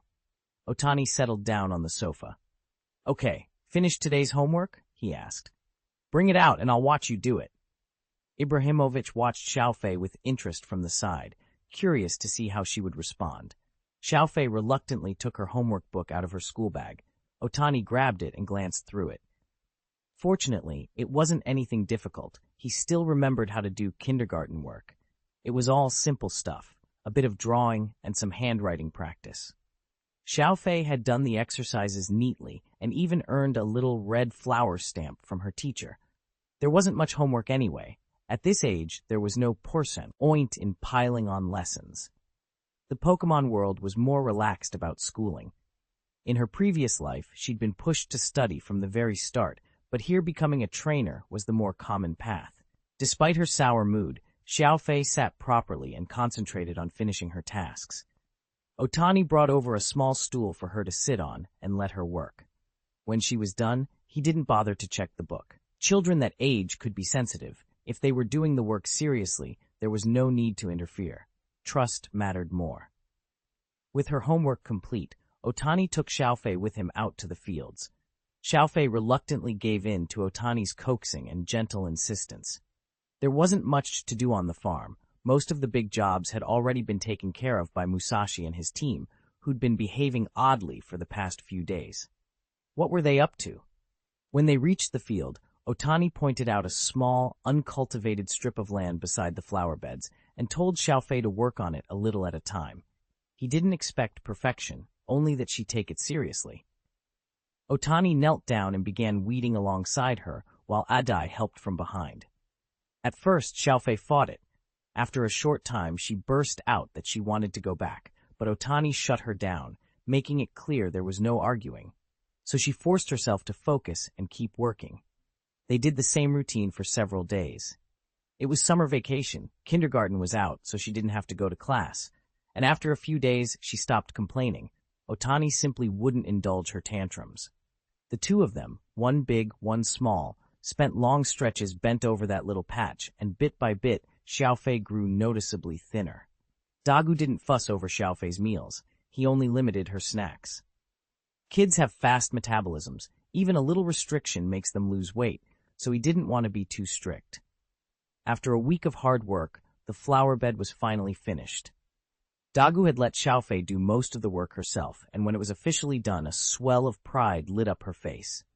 She planted her hands on her hips and admired the result, grinning from ear to ear. Otani reached down, ruffled her hair, and gave her a thumbs up.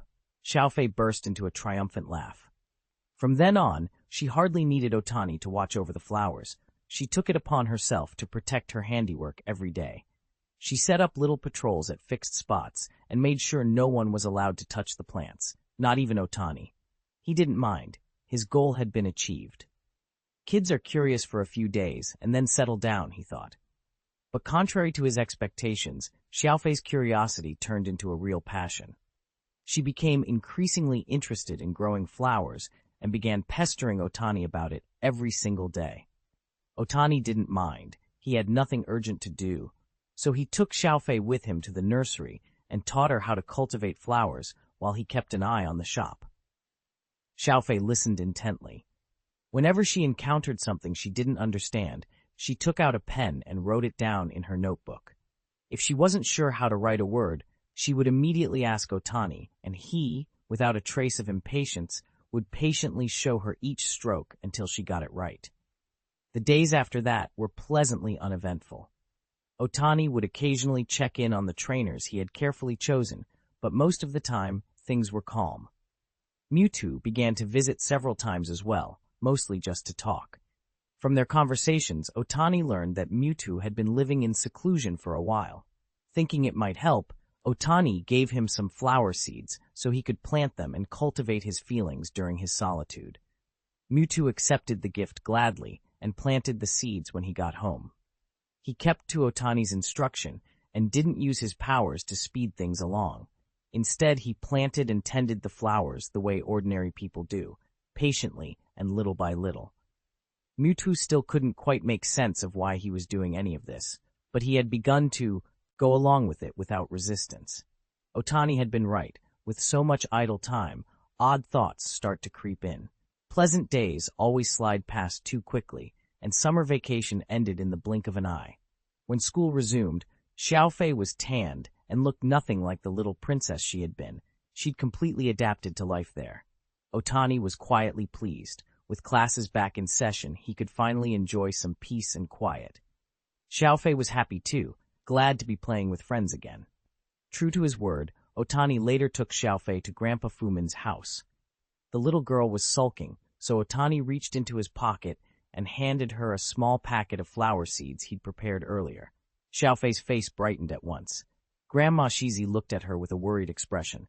"Why are you so dark and so thin? Come here, let Grandma hug you." She scooped Xiaofei up, but the girl twisted away instinctively. With a resigned sigh, Shizi put her down. "Xiaofei's a big girl now. She can walk all by herself," Otani said, pride in his voice.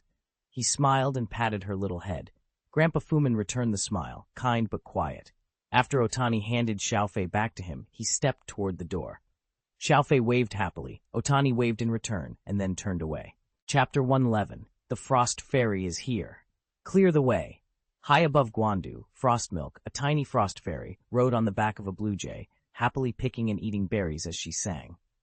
Without warning, a squadron of Pidgeots swooped in, led by a broad-chested Pidgeot that screamed and charged straight for Frostmilk and her mount. The blue jay had drifted into Pidgeot territory by mistake. "Mama!" Frostmilk cried, startled. She steadied herself quickly and ordered the blue jay to dive low and take cover in the forest. With so many Pidgeots in the air, their only hope was to hide among the trees. The Pidgeot grew even more enraged. It had meant only to drive the intruder away. Instead, an outsider had flown into its home. Gathering all its strength, the bird launched a ferocious assault and sped after the blue jay. But the blue jay was smaller and far nimbler. It darted into the forest and vanished. Unable to catch it, and with Spearow territory looming ahead, the Pidgeot finally gave up the chase. Frostmilk Fairy had barely escaped the wolf tribe when she landed straight into the tiger's jaws. Or at least, that's how it felt. She hadn't meant to come here. She and Blue Jay had flown in panicked and immediately realized something was wrong. Frostmilk signaled for silence.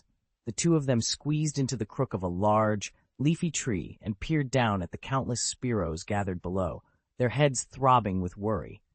They stayed hidden like that until night fell and the Spearows returned from foraging to roost. When the flock had settled, Frostmilk carefully stuck her head out and motioned for Blue Jay to leave at once. As he moved, though, he stepped on a dead branch. In the stillness of the forest, the snap sounded like thunder.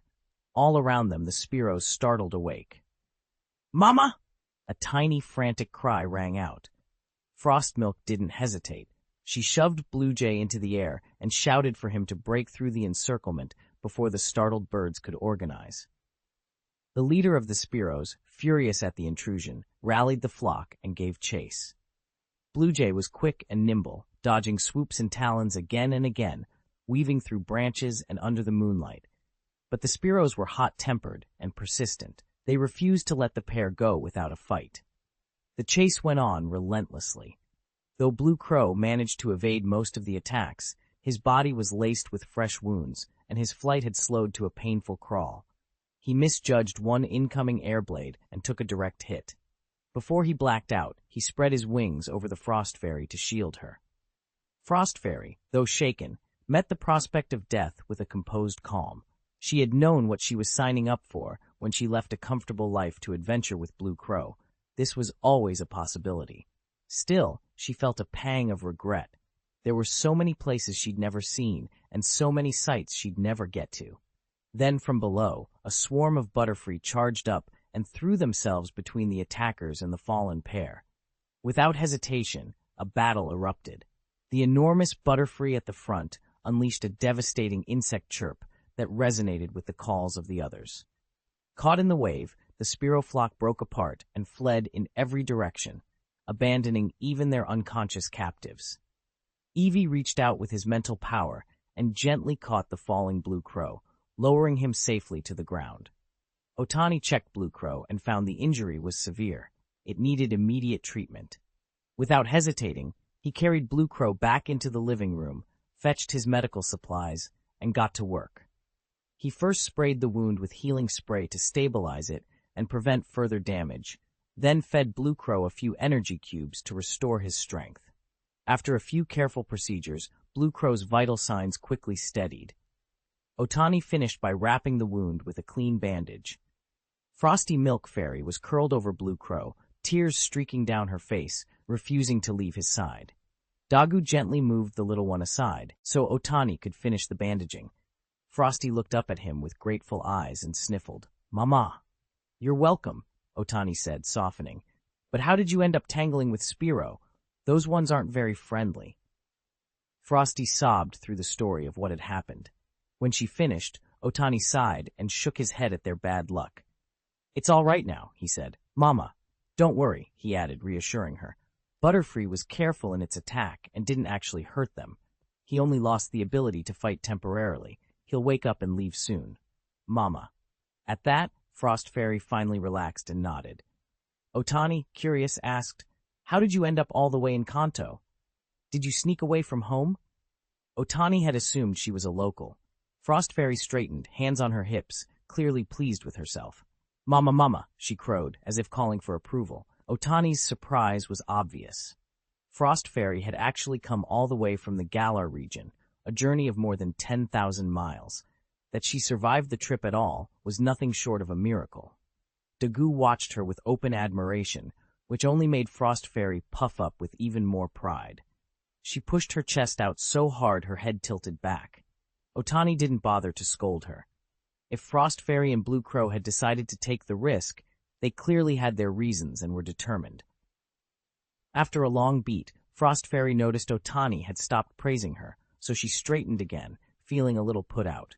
A small dollop of cream condensed from her body and was handed to Otani. The sweet scent of strawberries hit his nose.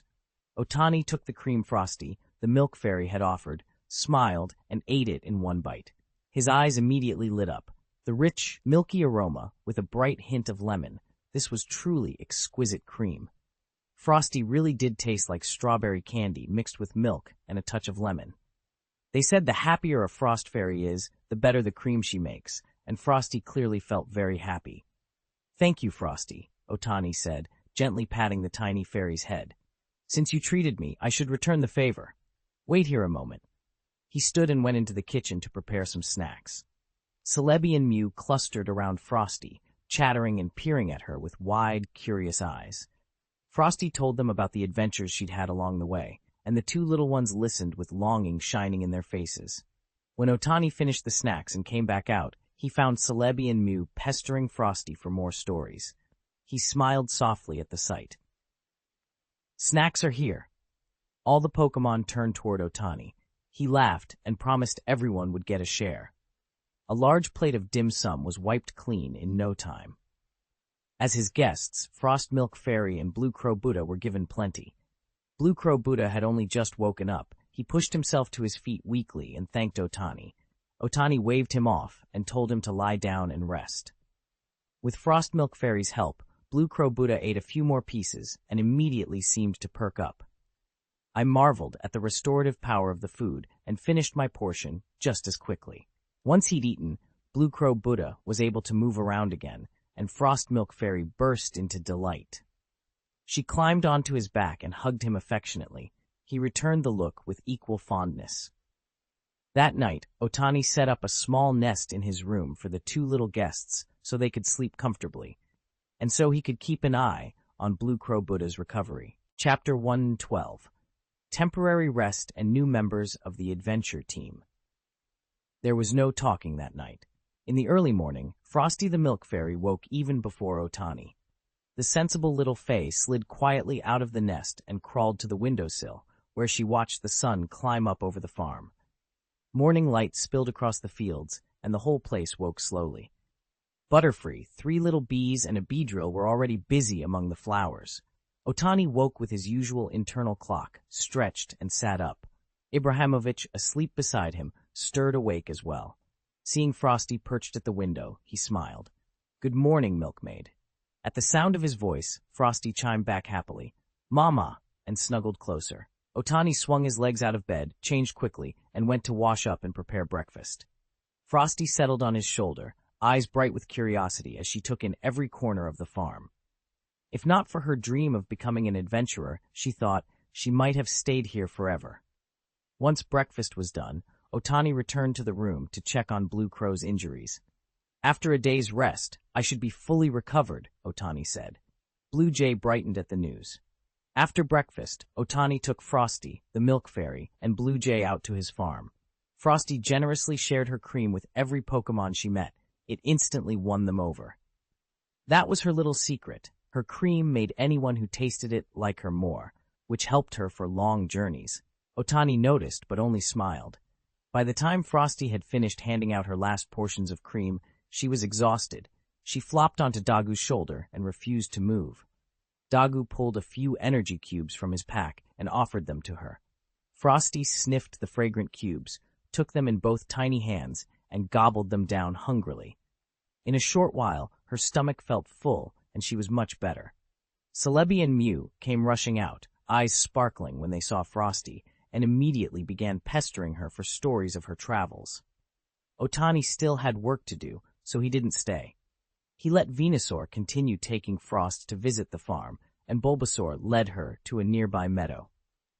The little fairy immediately leapt to the grass and began excitedly relating everything she had seen on the journey. More and more Pokémon gathered to listen, and the larger the audience grew, the more animated Frost became. When she grew thirsty, a sharp-eyed companion pressed water into her hands without missing a beat. Their conversation went on until noon, when Otani finally called out that it was time to eat, and the crowd reluctantly dispersed. Despite telling stories all morning, Frost didn't look the least bit tired. If anything, she wanted to keep going. After lunch, she could hardly wait to return to the clearing where the morning's storytelling had taken place. It felt as if they had all agreed to meet there again. This time, Otani came to listen too. Frost was perched on his shoulder, enthusiastically recounting, with equal parts wit and courage, the encounter she'd had with the ghost Pokémon that haunted the old tower she had passed on her travels. Frosty Milk Fairy's storytelling was undeniably first-rate. Her voice could paint whole worlds in a single afternoon, and for 2 days straight she held court on the grass, spinning one adventure after another. Otani suspected a fair bit of boasting in her tales, but he never called her out. He let her go on, entertained by the spectacle. By the end of the second day, he found himself believing her. Even he hadn't been to half the places she named. The journeys she described sounded impossibly far, and he could only imagine the dangers and hardships that must have lurked between the bright moments she chose to tell. Her narratives always skipped the grim parts, focusing instead on excitement, discovery, and happy reunions with family, but that made them no less convincing. Joyful moments are fleeting, and a wanderer's rest is always short. Temporary comforts only make the road ahead easier to face. That morning, before dawn had warmed the field, Frosty Milk Fairy and Blue Crow went to find Dagu and thank him for his hospitality. They had eaten, rested, and laughed under his roof for several days. Now they were ready to move on. "Leaving already?" Dagu asked, surprised. "Do you want to stay a little longer?" Otani hesitated, unwilling to let them go so soon. "Mama," he began, a note of pleading in his voice. Frosty Milk Fairy shook her head firmly. "We have to go," she said. "There's somewhere we must be." There was no malice in her refusal, only the resolute calm of someone who knew a road would not wait. She gathered her things, Blue Crow fluttering at her shoulder, and set her face toward the path. Dagu's expression softened. He understood travelers could not be held. Otani watched them go, feeling both the warmth of what he had been given and the inevitability of the parting that always follows a brief, bright stay. Frosty the Fairy was too frightened to stay where she had been and wanted to remain here with them instead. Blue Crow, who always took his cues from Frosty, remained silent. "Oh well," Otani muttered. He felt a little pang of regret. Before he could say more, the two little ones piped up, mewing insistently. They wanted to go on an adventure with Frosty. Otani could only stare at them in disbelief. "Mama, Mama," they cried. Frosty, little Frosty, the Milk Fairy, put a tiny hand to her chest and promised she would take good care of Celebi and Dreamy. Otani sighed. He knew if he forbade it, they'd sneak out anyway. What he needed was a babysitter he could trust. He asked Eevee to go find Mewtwo. After a short while, Eevee returned with Mewtwo at her side. Mew greeted Mewtwo cheerfully. Mewtwo nodded and asked calmly, "Otani, you called me. What's the matter?" Otani scratched the back of his head, a little embarrassed, and explained that he needed someone to look after the little ones while Frosty took them on their outing. Mewtwo listened without anger and simply nodded in understanding. "Okay, I'll repay you for the favor from before." "All right, no problem."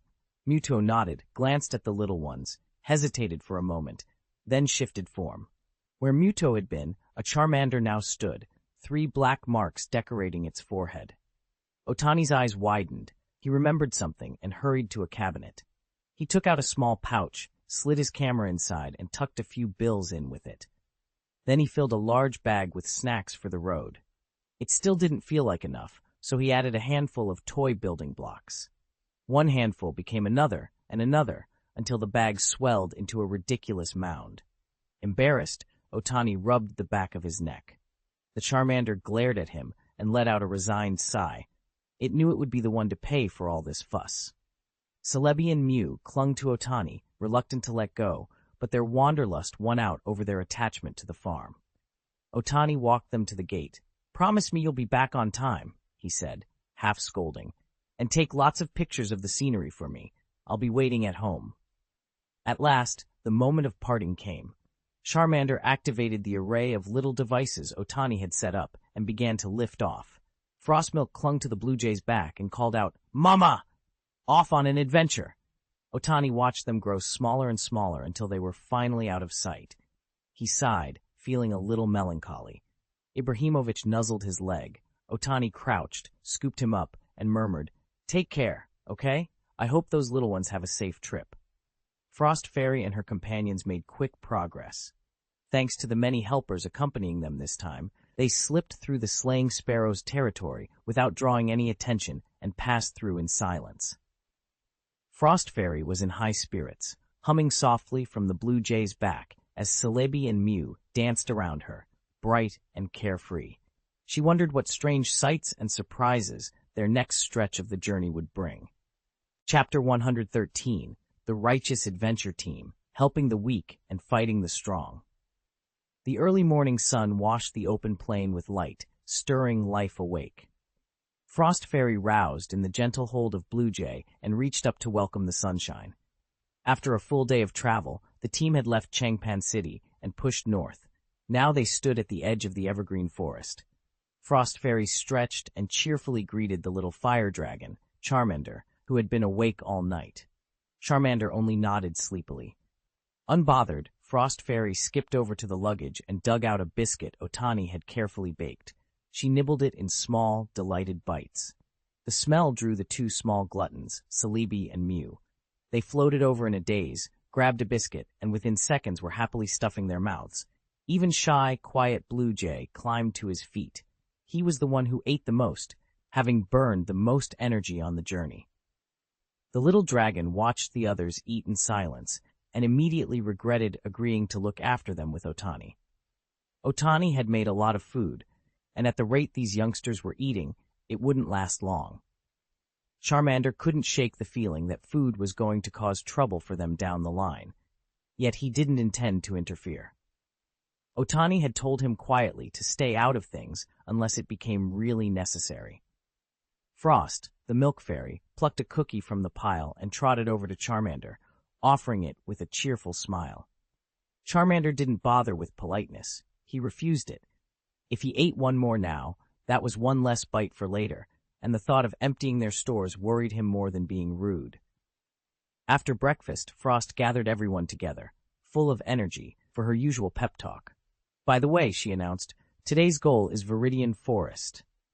She went through the day's plan in detail, assigning tasks to each of them, herself included, and then raised her arms to signal the start of the expedition.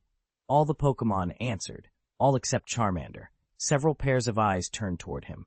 He hesitated for a beat, gave a small half-hearted wave, and muttered a response. Frost smiled and nodded, satisfied, and led the way. They climbed onto the Blue Jay's back and headed for the target. At the edge of Evergreen Forest, Frostmilk let the Blue Jay land and jumped down. He signaled the bird to stay low and ready, keep watch, and be prepared to support at a moment's notice, then stepped forward to lead the way. Charmander brought up the rear, both to cover their back and because he was curious. Why would a Pokémon as small and apparently fragile as Frostmilk have the nerve to lead a group into a dangerous place like this? To many forest dwellers, Frostmilk was a rare treat, delicate and sweet.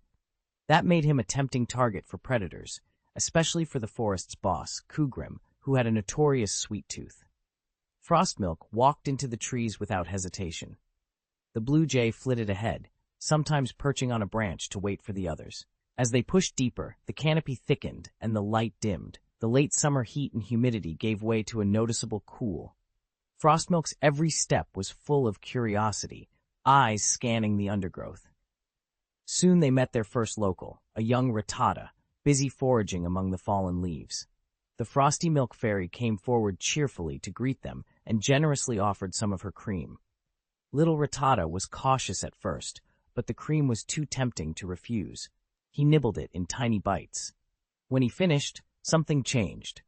The fairy in front of them suddenly seemed warmer and friendlier, as if she were an old companion returning after a long absence. She brightened and eagerly offered to guide the group through the forest. Charmander watched this and let out a quiet sigh. He understood now why the fairy had been so welcoming, but he still thought it was risky to trust someone so quickly. Even so, with Rattata, familiar with the area, leading the way, the journey smoothed out considerably. Rattata carefully pointed out which parts of the forest were dangerous and which were home to local tribes. The inhabited areas, he said, were generally safer. As a thank you, the frosty milk fairy gave Rattata a small portion of cream and a biscuit Otani had baked. For someone near the bottom of the food chain, Rattata accepted the gifts with heartfelt gratitude. He wrapped them carefully in leaves, planning to take them home for his wife and children to try. The frosty milk fairy waved happily and said her goodbyes. Little Rata watched the adventure team leave with a twinge of reluctance, though she didn't think there was anything wrong with admiring them. She went home happily, clutching the small gift Frost Fairy had given her. Charmander padded along beside her and suddenly stiffened. He'd felt another Pokémon watching them from the trees. It lingered for a moment, then slipped away. It wasn't a Rattata, and because it hadn't attacked, Charmander didn't worry about it. Frost Fairy, meanwhile, walked through the forest with an easy air, but the calm was a carefully kept mask. She stayed alert to everything around her. Then Blue Jay suddenly sounded the alarm. Something was wrong up ahead. A Pokémon was in danger and needed help. Frost Fairy's face lit up, and she set off at once in the direction Blue Crow indicated. The adventure team had a duty to fight for justice and to help the weak. They arrived quickly. An Arbok had wrapped its coils around a Rattata. Its prey was bound and unable to move, and every second threatened the little creature's life. "Mama!" Frost Milk Fairy shouted. Arbok glared at the intruders with a predatory intensity as they had interrupted his meal. Then a sweet scent drifted over him, and he found himself thinking they weren't so annoying after all.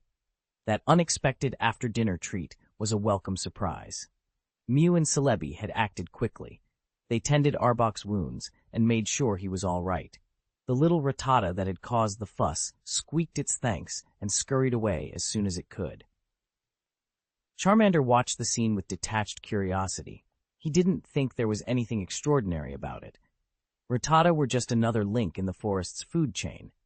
Prolific breeders who needed predators to keep their numbers in check. Without hunters like Arbok, the Rattata population could explode and devastate the forest. Rebuilding a balanced ecosystem would take a very long time. Still, in the case of a single skirmish, it wasn't worth making a fuss. Frostmilk, however, wasn't so forgiving. Standing over the bruised and battered Arbok, she gave him a firm lecture about hurting other Pokémon. Arbok protested, a little hurt and indignant. "If I don't hunt, I'll starve," he hissed. Frostmilk's expression hardened for a moment, but she replied calmly, "I understand you need to eat, but that doesn't give you the right to harm others recklessly." Charmander opened his mouth to argue, then closed it again. He didn't want to make things worse. After a beat, Frostmilk softened. Reaching into her pack, she produced some food and offered it to Arbok. It wasn't just a reprimand. It was a peace offering. Arbok accepted it gratefully, and for now the little conflict was settled.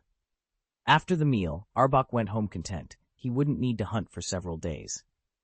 Once things had settled, Charmander took Frost Nymph aside for a quiet, private talk. He felt it was important to give her a firm reminder. Frost Nymph, known to her friends as Frosty, listened and understood. Still, she couldn't bear to see other Pokémon in pain without doing what she could to help. Helping anyone in need was simply her creed. Charmander didn't push the matter further. He'd done what he felt was necessary. Frosty wasn't one to ignore advice, but if she could help a Pokémon in trouble, she would. They walked on together as the light faded. Forest nights always came early, and eventually found a very tall tree where they could stop for the night.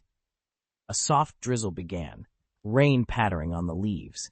Frosty's experience with surviving in the wild showed itself. With quick, practiced hands, she wove a simple shelter from branches and broad leaves. Several Pokémon squeezed inside the little hut, listening to the rain and sharing a modest dinner. Safe, warm, and sheltered from the weather, they felt a quiet, indescribable comfort. Chapter 114. New Members Join. Otani stood on the farm porch, watching the fine drizzle fall and thinking the young animals should know to take shelter when it rained. He laughed at himself for worrying like an old woman. When he woke the next morning, the air had cooled. There was the faintest hint of autumn. After he washed and ate breakfast, Old Man Fumin appeared at the gate. He hadn't come by in a long time. "Grandpa Fumin, what brings you here?" Otani called. Fumin looked worried. "It's like this," he said. "I've come to ask a favor, Otani. Lately my place has ended up with too many large milk cans. Your grandmother Shizi and I are getting old, so we thought of selling some of them to you at a low price. Would you be interested?" Otani's face lit up. Large milk cans were in short supply and highly useful on a farm. "Of course I want them," he said, "but if you sell them to me cheaply, you'll be losing out." Fumin waved the concern away. What's the point of money to us now? We don't need it. I just want to make sure they go to someone reliable. I've watched you grow up. I can't send them to unreliable people, Grandpa Fumin said. They quickly settled on a number. Grandpa Fumin sold Otani 5 large milk tanks at an ultra-low price, 500 alliance coins apiece. Otani paid 2,500 alliance coins in total, a bargain by any measure. The math made the deal look even better. A 500 milliliter bottle of Moo Moo milk sells for about 20 alliance coins. A large milk tank produces about 20 liters of milk a day, 20,000 milliliters or 4,500 milliliter bottles. At 20 coins a bottle, one tank brings in roughly 800 alliance coins per day. With 5 tanks, Otani would be earning about 4,000 alliance coins every day, meaning his 2,500 coin purchase would be paid back almost immediately. Pasture Valley Farm already had milk ready, and Otani had been planning to buy tanks himself and raise the herd there. Since he couldn't buy them elsewhere, this deal left him owing Grandpa Fumin a substantial favor. Even with Otani's current knack for making money, this was not a trivial gift. It was essentially Grandpa Fumin handing him cash. After they signed the agreement, Otani eagerly invited Grandpa Fumin to stay for breakfast. Grandpa Fumin didn't bother with small talk. He simply sat down and ate. Otani had taken his time preparing a hearty meal, and by the time they finished, the old man looked noticeably brighter, as if he'd shaved a few years off his face. The rain from the day before had left his legs stiff, but after the food his joints felt looser and his feet no longer throbbed. "Your cooking's amazing," Grandpa Fumin said in genuine surprise. Otani smiled. "If you like it, I'll send you and Shizi breakfast every day." Fumin had meant to refuse, to be proud and independent, but when the offer was put plainly, he couldn't bring himself to decline. He gave a reluctant nod and accepted Otani's filial gesture.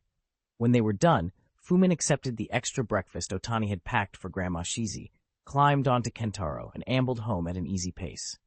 Otani felt pleased. This deal had brought him a good windfall, but he didn't notice that Kentaro behind him was even more pleased. The man usually wore a blank expression, but now his face was bright with expectation. There was one more task on Otani's list. Before the big milk cans arrived, he had to hurry and clean the room where they would be stored. The prize milk tank needed near perfection. Its living quarters had to be comfortable, clean, well-ventilated, and dry, with a thick layer of fresh hay on the floor. If those conditions slipped even a little, milk production dropped, and if the animal's mood turned bad enough, it could stop producing altogether. So why were Musashi and the others here at this hour before anyone else in the city was awake? The Tokiwa City branch of Silver Corporation lay silent in the blue pre-dawn light. Silver Corporation had once been controlled behind the scenes by Team Rocket. Sakaki had been the real power pulling the strings. But the company's former president had fled with the crown jewels of the company's research. Most importantly, the Master Ball development files Sakaki wanted above all else. After that messy break, the ex-president returned and, while Sakaki was temporarily out of the picture, launched a sweeping purge at the Manjin City headquarters. The Tokiwa branch was slated to be next. Sakaki had sent Musashi and a small crew to tidy up the mess before the purge reached them. Their assignment was straightforward: secure the branch, recover whatever data they could, and make sure assets like the mill tank, delicate, valuable, and easily unsettled, were kept pacified. They hadn't attempted to contact Otani. There was no point. Otani wouldn't come. He'd sooner see Team Rocket fall apart than put himself back under Sakaki's command, and everyone who mattered knew it. Sakaki knew it too. So Musashi's team moved quickly and quietly through the empty facility, minds on their orders and on the mill tank's fragile needs. One wrong move, a cold stall, dirty betting, a draft in the wrong place, and the prize that had brought them here could turn from asset into liability. Without the Silver Corporation's cash flow, they'd had to find other ways to keep running. In desperation, they'd even sold tissue samples from Mewtwo. Luckily, those sales brought in a sizable sum and got them through the worst of it, for now. Meow. Finally done. Let's go. Meow. Meow Meow wiped at an imaginary bead of sweat on his brow and let out a small, relieved sigh. Musashi and Kojiro weren't in much better shape. The past weeks had worn them out. They'd had to pull every nickel from the branch's accounts and erase every trace of Team Rocket's involvement. The last thing they could afford was to draw attention. Fortunately, the three of them were professionals. Their skill and calm had kept the situation from collapsing. If any ordinary Team Rocket member had been in their place, things would have gone up in flames. "How do we explain this to the higher-ups?" Kojiro asked anxiously. He'd surprisingly taken to farm life during the ordeal and didn't want to lose it. What if Otani didn't approve and kicked them out? "Just tell them the truth," Meow Meow said with a sigh. "Cadres hate lies more than anything, Meow." Musashi and Kojiro exchanged a helpless look and nodded. There wasn't much else they could do. After their meeting, the three of them slipped out of the Silver Tokiwa branch without delay. It wasn't the main office, but security had been tightened. Funds had been disappearing for reasons no one could explain, so the branch had ramped up its defenses, and the headquarters had sent extra staff to help. Fortunately, they managed to get away without incident. They got back to the farm in the afternoon. Otani was there, fussing over the newly delivered large milk churns, trying to get everything settled. When he saw them, the three exchanged somewhat obsequious smiles. Meowth was the one who relayed what Sakaki had assigned them to do during this period. Otani didn't react much. As long as their tasks didn't interfere with the farm, he said, it was fine. He didn't put any obstacles in their way and told them to go rest. The trio hadn't expected the test to be so easy. They felt an enormous weight lift off their shoulders and headed straight for their room, collapsing into sleep. The exhaustion from working like slaves over the past days finally catching up with them. Otani, meanwhile, felt a little unsettled. Sakaki had raised an unusually large sum all at once. He couldn't shake the worry. Was Sakaki planning something big again? "This time I'm not the same person I used to be. If you dare come back to the farm and cause trouble again, I'll make sure you never set foot here again." After that, the next few days were unnervingly quiet. No more incidents, no breaking headlines, nothing worth reporting. Otani found himself growing more puzzled by the hour. Had he been reading too much into things? He went to Musashi and the others to ask if they'd heard anything, but they were just as clueless. The silence made them all uneasy, but it also suggested a possibility Otani couldn't ignore. If Sakaki was planning something behind their backs, he wouldn't have told the trio anyway. Chapter 115, Long Lost Challenger, Strange Trainer. "Aloha, anyone home?" A tall, sturdy figure stood at the gate of Otani Farm. Her hair was braided, she wore flip-flops, and she had on a loose shirt and a pair of shorts, something that looked more suited to a beach than a farmyard. When Kojiro heard the voice, he came quickly to the gate. "Hello, this is Otani Farm. How can I help you?" he asked, polite and alert. "Aloha, you still accepting challenges?" the woman asked cheerfully. "Of course," Kojiro replied. "Please show me your credentials." The woman reached into her pocket and pulled out what looked like an illustrated book. The moment she opened it, the little book floated up into the air, pages fluttering as a small, electric voice crackled from it. "Loto, Jen, I told you 100 times. Don't wake me when I'm sleeping," Rotom complained in a slightly irritable tone. Jen laughed and scratched the back of her head. "Sorry, Rotom, you're a little grumpy when you wake up." Rotom blinked, then noticed there was another person nearby. "Oh, my apologies, Kojiro. That was impolite of me," it added. The apology softened into a polite chirp. The floating interface projected a trainer screen, and a detailed profile appeared in the air. Name, region, trainer rank, and recent badges. Kojiro watched the display carefully. Everything checked out. Jen's credentials were valid. Kojiro nodded. "Everything looks in order. Welcome to Otani Farm, Jen. If you want a challenge, we can set one up." Jen grinned. "That's great. I've been itching for a proper match." Rotom buzzed happily inside the hovering book. "Good, I'll record everything. No more naps during battles, I promise." Kojiro stepped aside to let her in. The air on the farm smelled faintly of hay and soil, and somewhere in the distance, a Pokémon called. For a moment, the place felt like any other quiet afternoon. Then, as Jen walked through the gate, it held the promise of a new challenge. "All right," Kojiro said, preparing himself. "Show me what you've got." Kojiro thought his eyes were playing tricks on him and rubbed the paper again. The visitor's age said 13. 13. He checked it over and over until he was certain it wasn't a mistake. This was ridiculous. He glanced up at Ah Jen, who towered a head above him, and realized why the kid had been allowed in after all. The illustrated guide didn't lie. Jin and Rotom followed them onto the farm, both of them craning their necks to take in the sight. "Wow, it's huge!" Ah Jen exclaimed. Kojiro straightened and puffed out his chest with a little pride. "You're flattering me.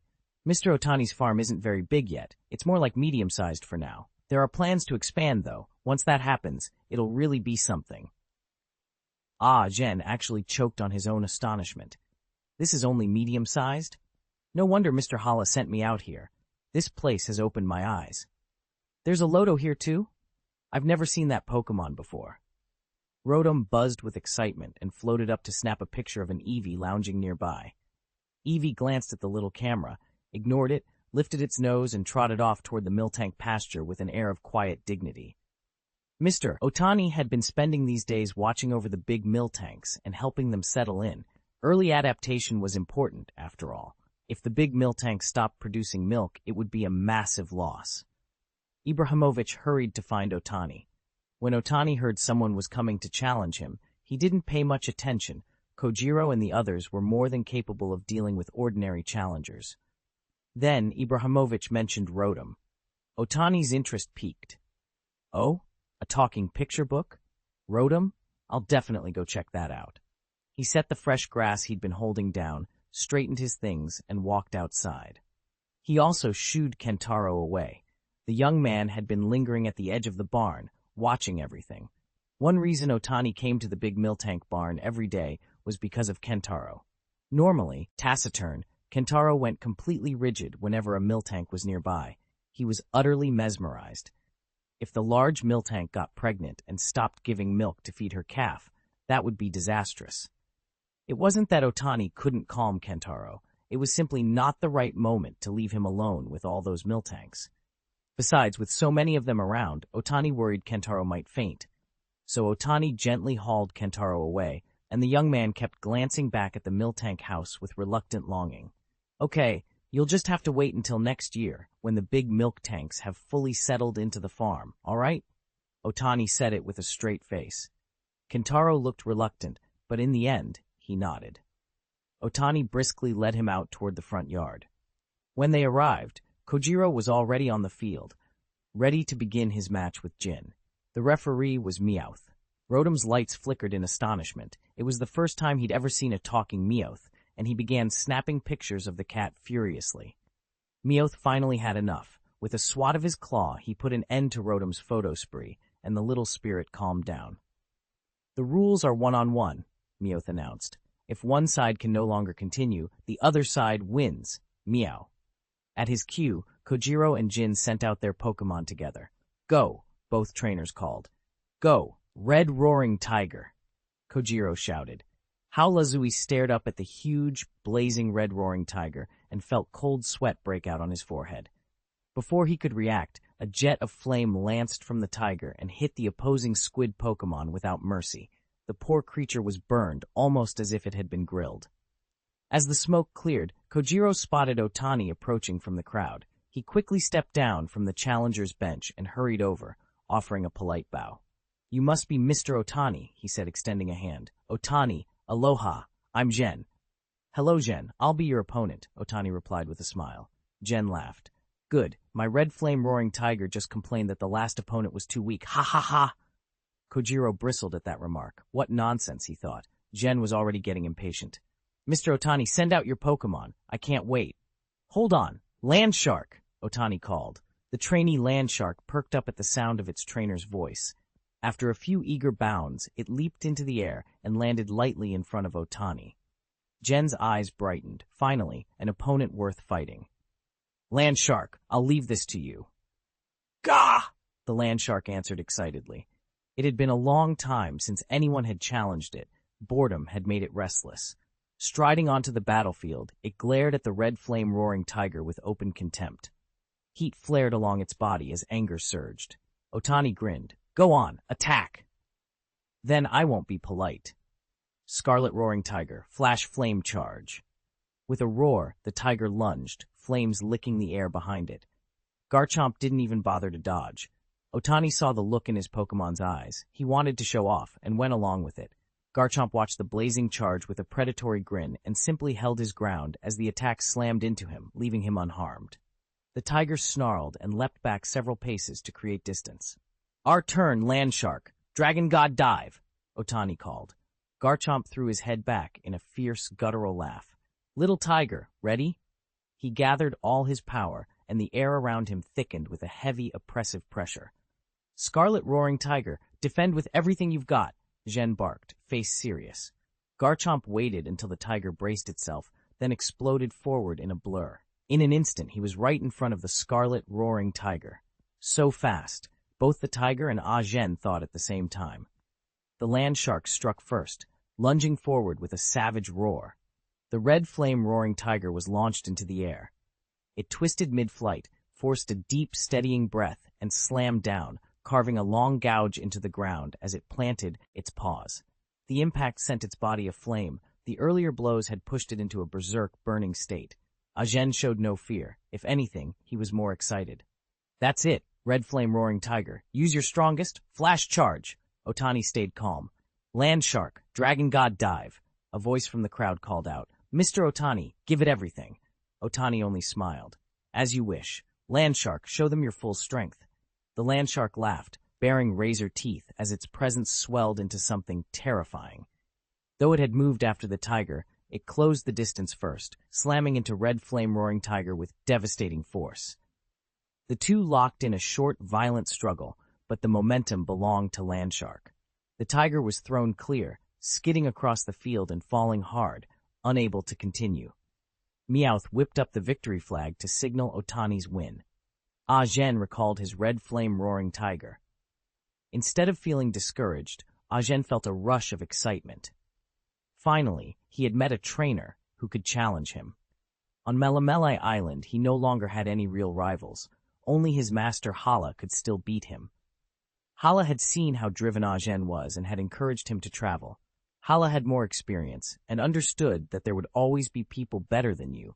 Only by going out and facing hardship could Zhen become steadier and stronger. "Mr. Otani, your Garchomp is incredible," Zhen said, impressed. Otani smiled. "Your Red Flame Roaring Tiger is powerful too. It's clear you've trained it well." Zhen's expression turned serious. "Mr. Otani, may I ask a favor?" Otani looked curious. "What is it? Can I stay at your farm for a while? I want to continue my training here."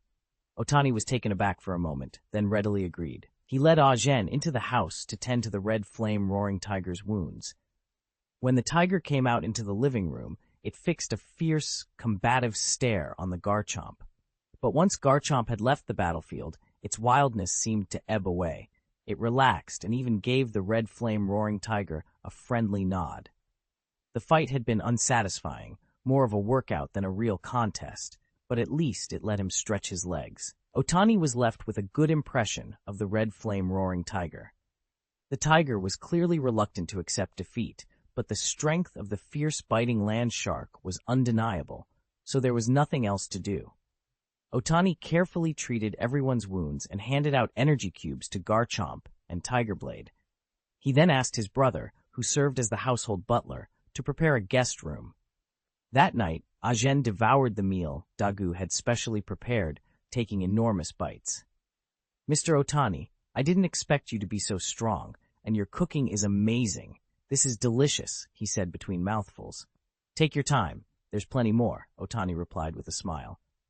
After dinner, Zhen and the Red Flame Roaring Tiger, Qian Roaring Tiger, flopped onto the sofa clutching their bellies and started belching loudly.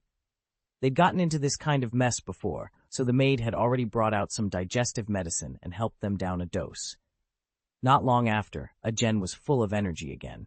He grabbed the Red Flame Roaring Tiger and headed back out to train. Otani stood in the doorway and couldn't help sighing.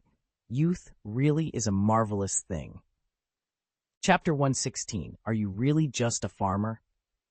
The next morning, Otani woke to a chorus of shouts. He glanced at the clock. It was only 4 a.m. Curious, he pushed the window open and peered out. On the small yard below, Zhen was already up and training, calling out commands while the Red Flame Roaring Tiger moved through a series of practiced drills. When the tiger caught sight of Otani's face at the window, it let out a low, rumbling growl. Ajen froze, suddenly aware he was performing in someone else's home. "My apologies, Mr. Otani, for waking you," Ajen called up as he and the tiger bowed together. "It's fine. Keep training," Otani answered, not annoyed. He closed the window, crawled back under the covers, and tried to get a little more sleep. Ajen relocated to a spot farther from the house and carried on with his routine. After a short nap, Otani stretched, washed, and went down to the living room. Ajen had finished his exercises. He and the red flame roaring tiger were relaxing on the grass, the tiger lying like a great living rug while Ajen rubbed along its flank. Dagu had already prepared breakfast and was calling them to eat. They sat down together. Ajen attacked his food with an appetite that made Otani laugh. Between mouthfuls, Otani couldn't help asking the question that had been nagging at him since the early morning display. "You don't have any other Pokémon?" he asked, curious. "Is that the only one you keep?" Ajen paused, wiped his hands, and smiled. "For now, it's just him," he said. "I'm a farmer, not a collector. The tiger's been with me a long time. We take care of each other."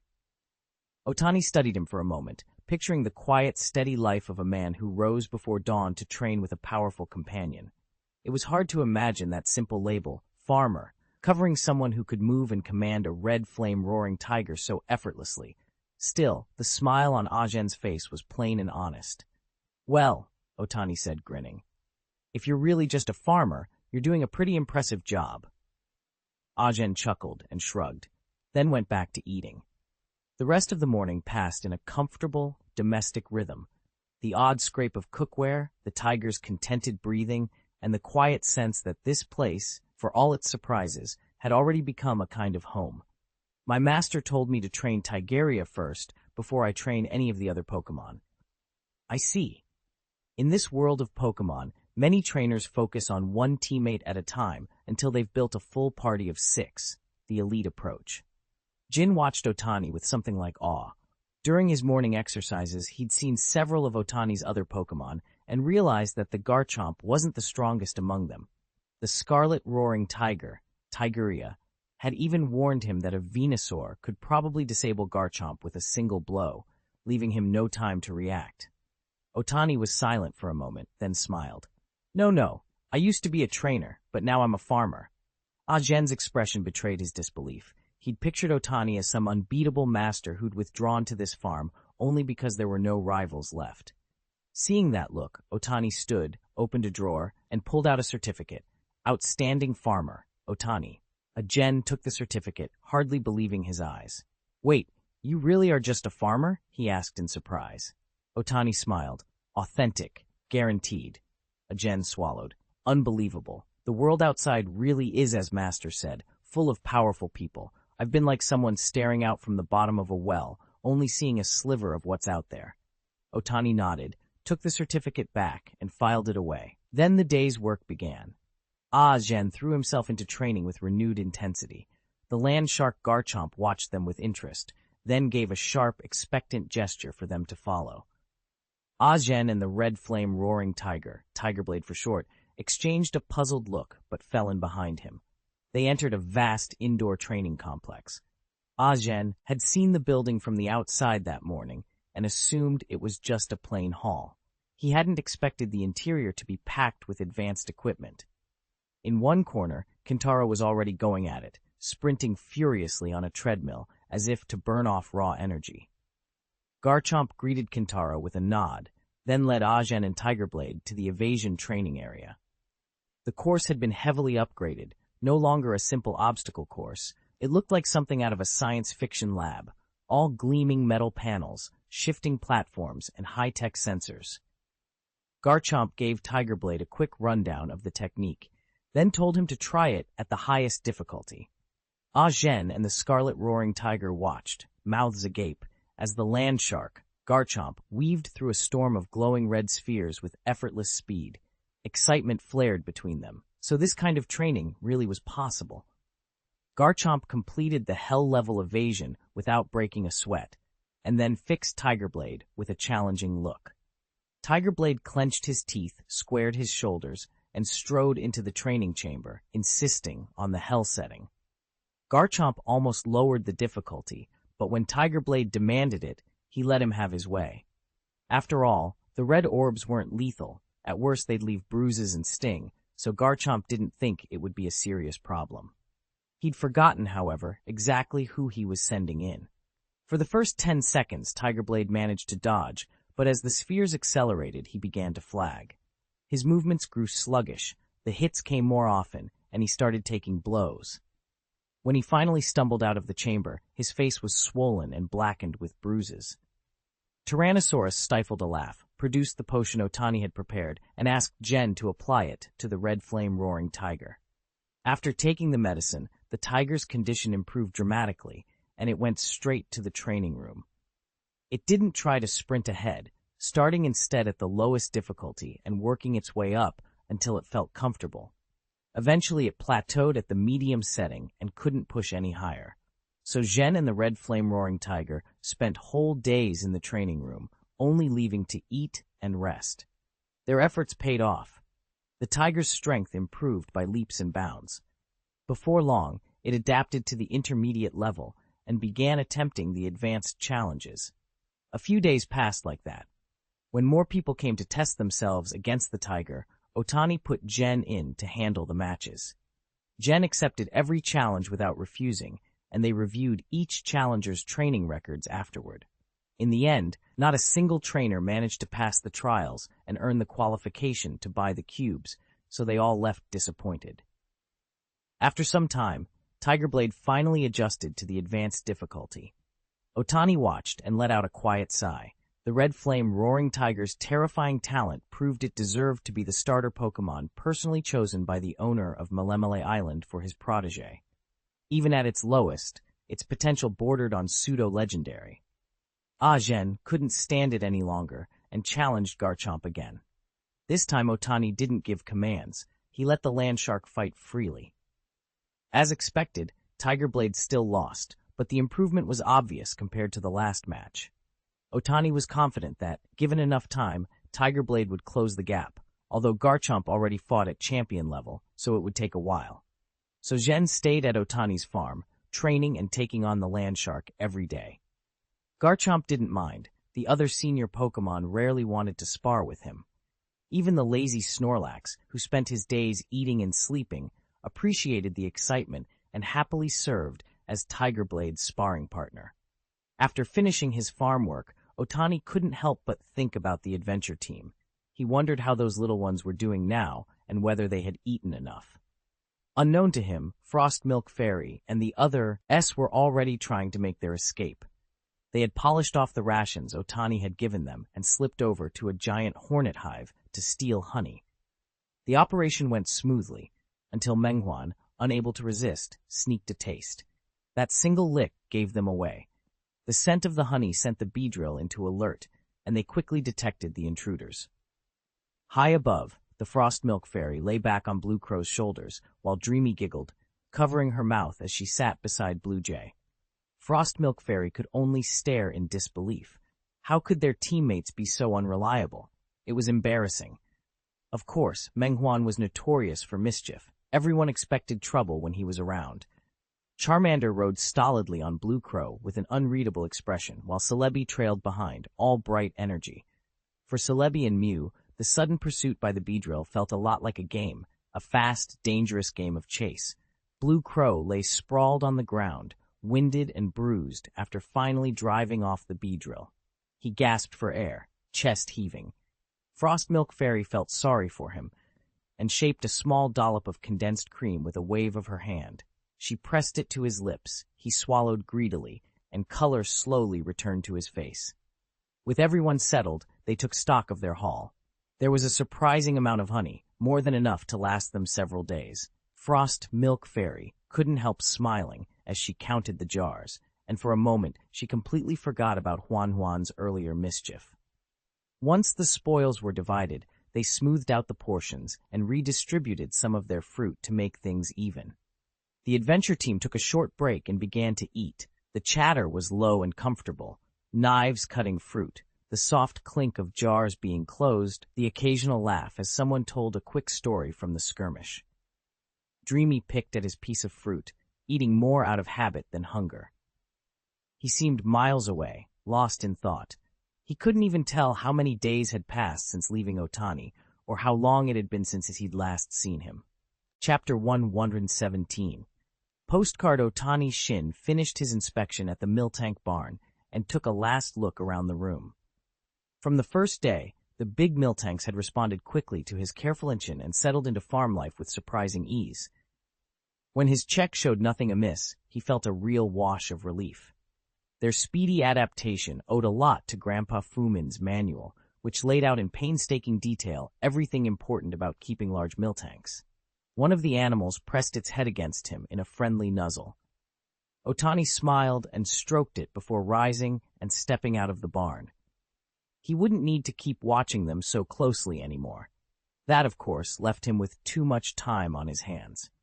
Otani gave a rueful shake of his head. He was the kind of man who, when busy, longed for rest, and after resting, couldn't help but look for something to do. He stood in the barn doorway and scanned the expanded farm beyond. Maybe he should bring in some Pokémon, he thought. Only the problem was he hadn't decided which ones to raise. Otani had already raised nearly every species in Kanto that could be turned into a profitable farm commodity. The one exception was the stinky flower. He simply couldn't stand the smell. Even though there was already one stinky flower on the farm, one is very different from a whole herd, and he refused to bring in more. Slowpoke was another possibility. Its tail was a rare delicacy, but Otani couldn't bring himself to eat Pokémon. He wasn't trying to be preachy, he just genuinely couldn't do it. He wasn't an extremist either. He wouldn't eat them himself, but he didn't insist others refrain from it. Still, he personally wouldn't raise Slowpoke for food. After carefully consulting his Pokédex, Otani confirmed his suspicion. There simply weren't any suitable candidates left in Kanto. Gas-type Pokémon were out. Keeping them and selling their emissions would run afoul of strict regulations, and beyond the legal issues, it was too dangerous. One misstep, and the whole farm could be ruined. So he turned his attention to other regions. Back in his room, Otani began poring over the Pokémon records he'd collected.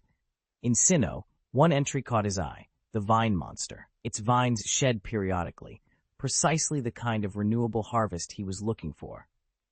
The vines were also one of the raw materials used in elf feed. They were valuable, easy to work with, and had a pleasant temperament, definitely worth considering. The Unova region didn't offer anything especially suitable, so Otani decided to skip it. He narrowed down his illustrations from several regions until only 5 remained: the vine monster, the parasol mushroom, the lamb mount, the salt stone treasure, and the cotton shuttlecock.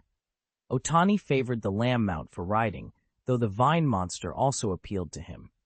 He found himself wavering again and, irritated with his own indecision, told himself there was no hurry. He could decide later.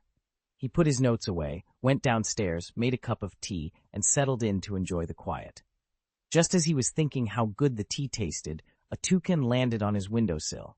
Otani regarded it with curiosity. The bird fixed him with a steady look, then, almost as if confirming something, produced a small envelope from its beak, fluttered into the room, and dropped it into his hand. Otani blinked in surprise. Who would be writing to him? He opened the envelope, then reached into his pocket for a few little cubes of treat and offered them to the toucan. The bird accepted them happily, pecking them down with obvious satisfaction. I opened the envelope and pulled out a postcard. Little cartoon people were sketched on it, and it took me a moment to realize they were all members of the adventure team. There were several photographs in the envelope as well, landscapes, mostly. One showed us being chased by a giant hornet. I had no idea who'd taken it. I studied the pictures more closely. In the hornet photo, Mewtwo hadn't transformed into a Charmander, so I knew it was a candid shot. No one was hiding or playing a trick. I felt warm looking at those rough, modernist stick figure drawings. They hadn't lost their sense of themselves. I carefully slid the postcard and photos into a drawer. The toucan that had been resting nearby took off and disappeared. For a moment, I wondered how it had found the farm, then realized it wasn't surprising. Our place must be easy to spot from above. No other nearby farm kept as many Pokémon, and that big flower field would stand out from the sky. My mind started to wander, imagining all kinds of things, until Ajen's loud voice snapped me back. When I looked up, it was already noon. Otani rose quickly and went into the kitchen to help with lunch. After they ate, Ajen announced he was leaving. Otani blinked in surprise. Ajen, why don't you stay a few more days? They'd spent enough time together that Otani had come to like the loud-mouthed young man, despite the way he always seemed on edge. I'm sorry, Mr. Otani, Jen said. I have to keep traveling. I'll be passing through the Kanto region before I head home. My master asked me to convey his thanks for looking after me. He'll visit in person when he can, and you're welcome to come to Alola sometime. Please give my thanks to Mr. Hala, Otani replied. I'll visit Alola when I get the chance. I'm curious about it. Jen beamed. It's settled then. When you come, you must let me know. Otani's smile faltered a little. The boy didn't seem to understand the subtleties of politeness, but he let it go. After lunch, Jen mounted the red flame-roaring tiger and rode off. The house felt oddly quiet without the sound of Jen's training. Otani watched them until they were out of sight, feeling a small, lingering unease at the thought of the boy continuing his travels. As soon as he stepped outside, trouble seemed to follow him, as if someone was trying to keep him from leaving the farm. Otani shook his head and dismissed the thought as ridiculous. He put the dishes away and went back to enjoying his lazy afternoon. He even pulled out a book he hadn't opened in ages, Secrets of the Earth, and settled in to read it with relish. In the evening, Watari, who hadn't visited the farm in a long time, stopped by. Seeing Otani so relaxed, he couldn't hide his envy. You're so calm, he said, then without hesitating, sat down across from him and poured a cup of tea. Otani didn't mind. Looking at Watari's face, he could tell he'd been working a lot of overtime lately. What's going on? What happened recently? He asked. Watari's expression hardened as he thought about recent events. Somehow your plan with President Damaranch was exposed, he said, anger creeping into his voice. Those civilian trainers have been getting targeted to varying degrees while traveling. Otani's smile vanished at once. Is everyone all right? They're fine, Watari replied, but their confidence took a hit and relaxed at that. Watari raised an eyebrow. Aren't you worried they'll give up? Otani closed his book and took a calm sip of tea. This was expected. If they can't withstand a bit of pressure, they won't be able to change the status quo in Guandu later on. Besides, those people won't push things too far. Du snorted. You can be so calm, but I'm not. They've been dragging me into meetings all day and begging to see you alone. They don't dare go to the president, so they all come to me. Otani touched his nose sheepishly. There wasn't much he could do. Meeting in person was out of the question. They were just too different. What are you going to do now? Just leave those trainers alone. Du pressed. After a moment's silence, Otani answered, all they want is a share of the perfect quality cubes. Give them a little extra to keep them quiet, someone suggested. Otani's perfect quality cubes were too complex to deal with later, so full authority to distribute them was handed to Dulai. Du thought it over for a moment, then nodded in resignation. For now, it was the quickest and only workable solution. Chapter 118, Stinky Flower's Request. Yesterday's trouble hadn't shaken Otani much. When Du came back and told him everything had actually turned out in their favor, the whole matter quietly died down. The complaints against that group of civilian trainers had been swept aside with surprising ease. Du took a day off, then went straight back to work. Apparently something had come up in the Unova region, and as Kanto League champion, he had to make the trip. Xiaochen, who'd taken over the Tokiwa gym, was doing exceptionally well. Otani suspected his guidance had given her some new perspective. She discovered a string of promising trainers under her watch. In recognition, the alliance agreed to increase the gym's funding for next year. Xiaochun was delighted and couldn't help showing off to Wataru. Wataru, pleased, found a way to show off about it to Otani too, whether he meant to or not. That afternoon, Otani was watching Milkman lazily roll on the grass. It was rare for Stinky Flower to approach him without prompting, so he looked up in surprise when she came over on her own. Master Otani, she said, voice shy but direct. Otani's surprise grew as she continued. Her former tribesmates had tracked her down and wanted to join Otani's farm. The farm was carpeted year-round with the lush green grass left by Bulbasaur, so the soil was rich in grassy energy, exactly the kind of place walking grass liked. Otani didn't mind. Walking grass were easy to raise. They needed only sunlight and water and wouldn't add much to his workload. "I don't have much here, Stinky Flower," he said, crouching to gently touch her face. "But if your friends want, they can come live on the farm." Stinky Flower made a small, contented noise. When she realized Otani had agreed, she was overjoyed and hurried off on her short legs to tell her kin the good news. Only after she had gone did Otani let out a relieved sigh. Everything was settled. He no longer had to worry about which Pokémon to raise. He didn't actually dislike walking grass. Once they evolved into stinky flowers, their nectar was quite valuable. His only problem was the smell, which he found unbearable. Fortunately, a stinky flower won't release its pollen unless it feels threatened, so as long as they felt safe, there wouldn't be a problem. Before long, Stinky Flower returned with a large group of walking grass and led them onto Otani's farm. Otani had set aside a special spot for them and built a fire.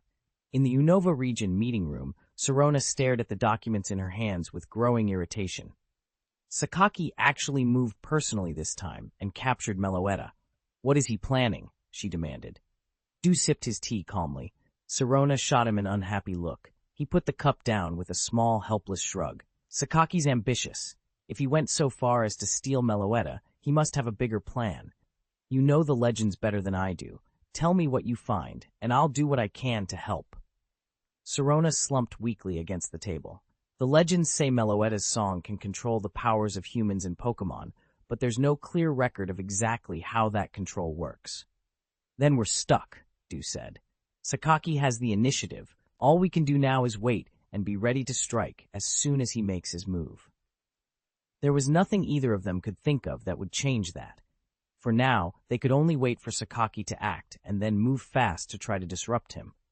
At Team Rocket's base in Unova, Meloetta was locked in a specially designed cage. Sakaki stood on the second floor, watching the mythical Pokémon with a satisfied expression.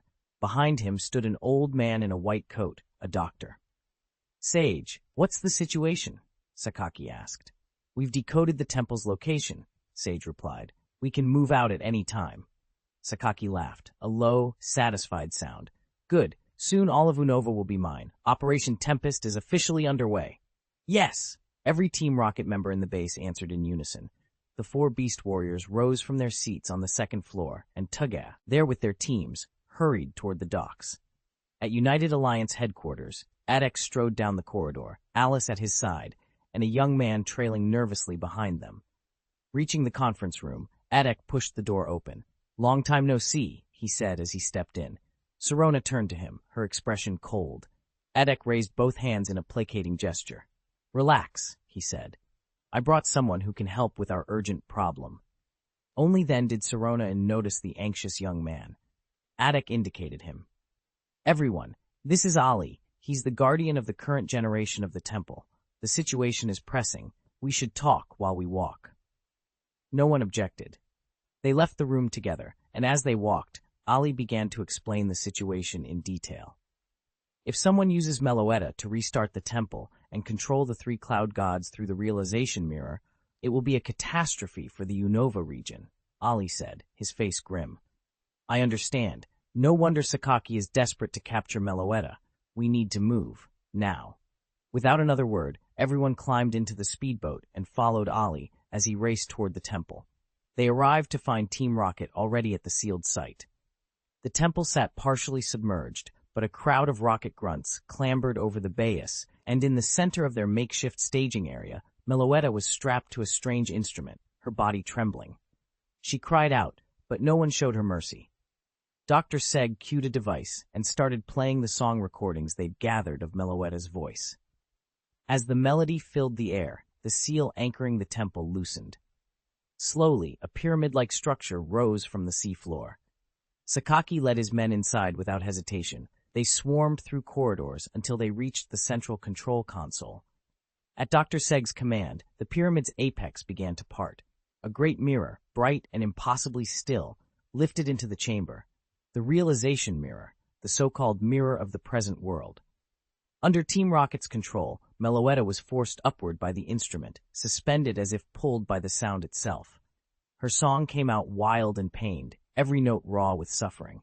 Sakaki walked toward the mirror, each step measured, while around him the machines hummed and the waters trembled with the temple coming back to life.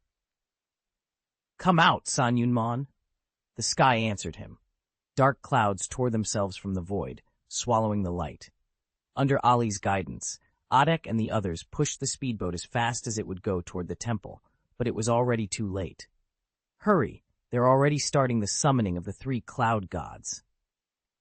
Ali shouted, clutching his head. Pain racked him. He could feel Meloetta suffering through whatever link bound them. Alice watched him, worried. "Are you okay?" she asked. "Don't worry about me," Ali said, teeth clenched. "Just hurry. If we don't make it—" They cut him off no further. The speedboat tore across the water at full tilt, and they reached the shore in a blur. They raced up to the pyramid, called out their Pokémon, and launched everything they had at the temple's summit. Team Rocket's agents, already in position, organized a furious counterattack. Above them, 3 cloud beasts coalesced from the storm. The first was a roaring tornado of vapor and wind, spinning with terrible grace. The second crackled with electricity, lightning dancing across its cloudy hide. The third was heavy and brooding, a land-like mass of thunderheads and stone-cold pressure. The 3 beasts closed in around the mirror of the present world, forming a ring and waiting silently for Sakaki's command. Sakaki himself had changed. His eyes burned red, and his face held a thin, dangerous smile, something like madness lurking beneath. He raised his voice, cold and commanding. "Sanyunmon, show your true colors!" As Sakaki's shout died away, the glow of evolution blossomed across the 3 cloud beasts circling the mirror of the present world.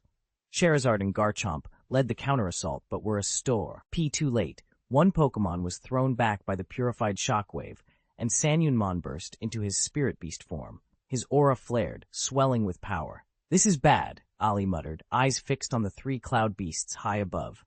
Chapter 119, Fierce Battle. Dark clouds smothered the sky. The evolutionary glow surrounding the Sanyun beast faded, and beneath it the creature's true spirit beast form was revealed. Ali stared up at the imposing 3 cloud beast with a hollow look. "This is bad. It's too early to give up," Du shouted. "Sharona, go! Charizard, Flamethrower! Greco Shark, Dragon God Dive!" Garchomp surged forward, cutting through the wind, with Charizard swooping in behind to cover its flank. The two moved with seamless coordination. Alice's Dragonite wore a fierce expression, refusing to deal with petty minions. It beat its wings and surged after Garchomp and Charizard instead of staying to guard the rear. "Ah! Dragonite, please come back, now!"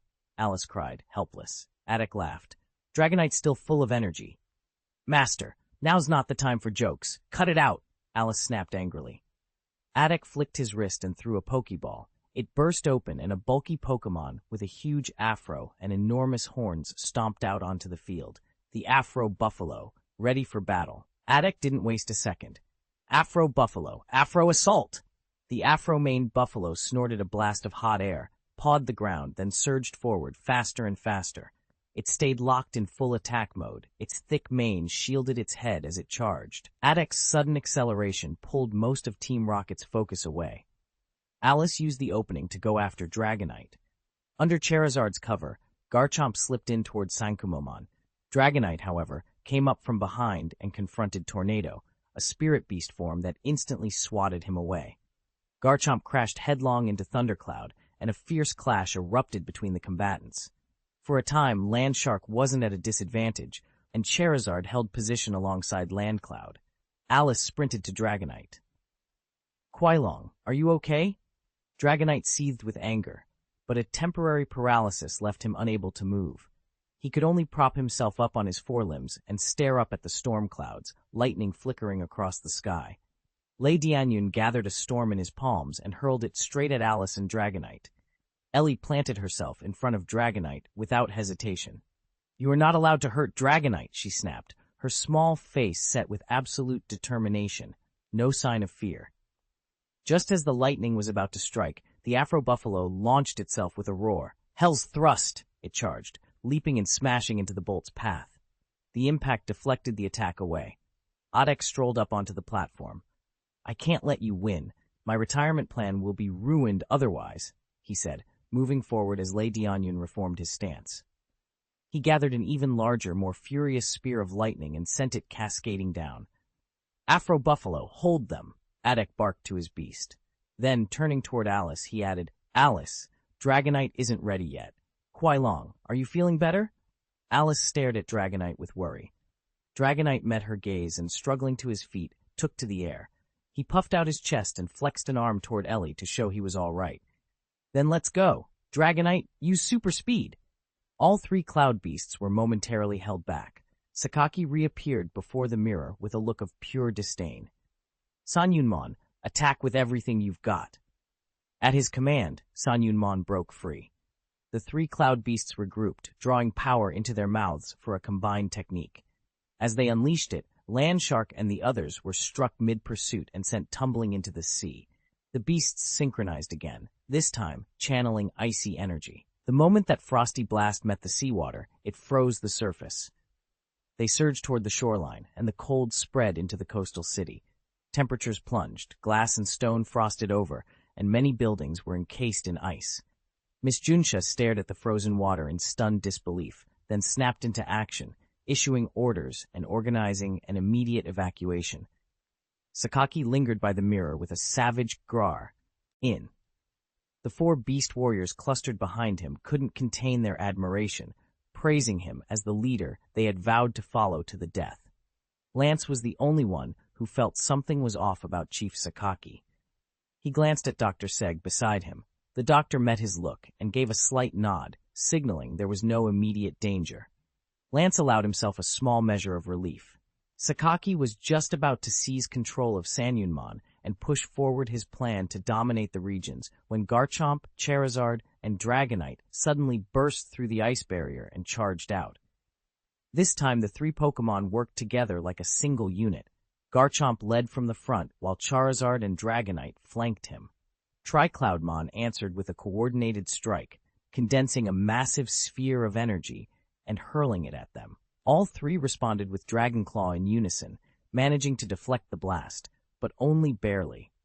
Garchomp's eyes flashed crimson as he shoved with everything he had.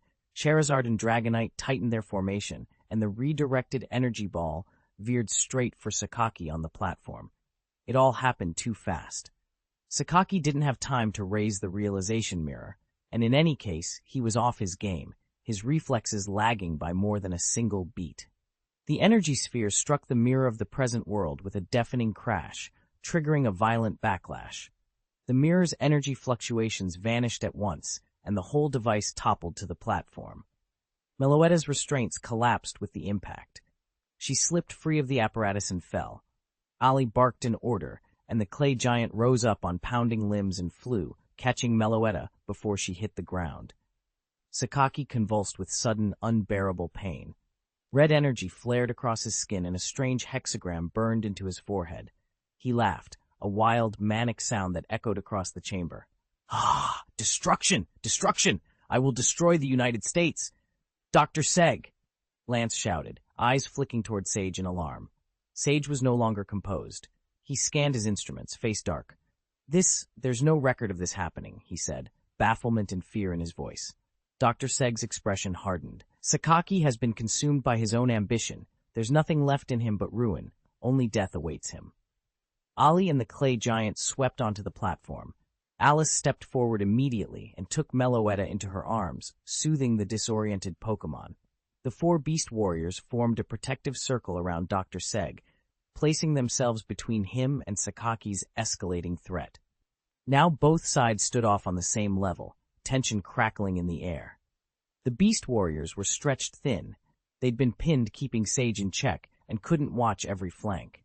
Ali ignored those concerns and shouted the command. The clay giant lunged, advancing to attack. The four beast warriors split into two teams, pairing up to meet the assault. The platform held its breath as the battle recommenced.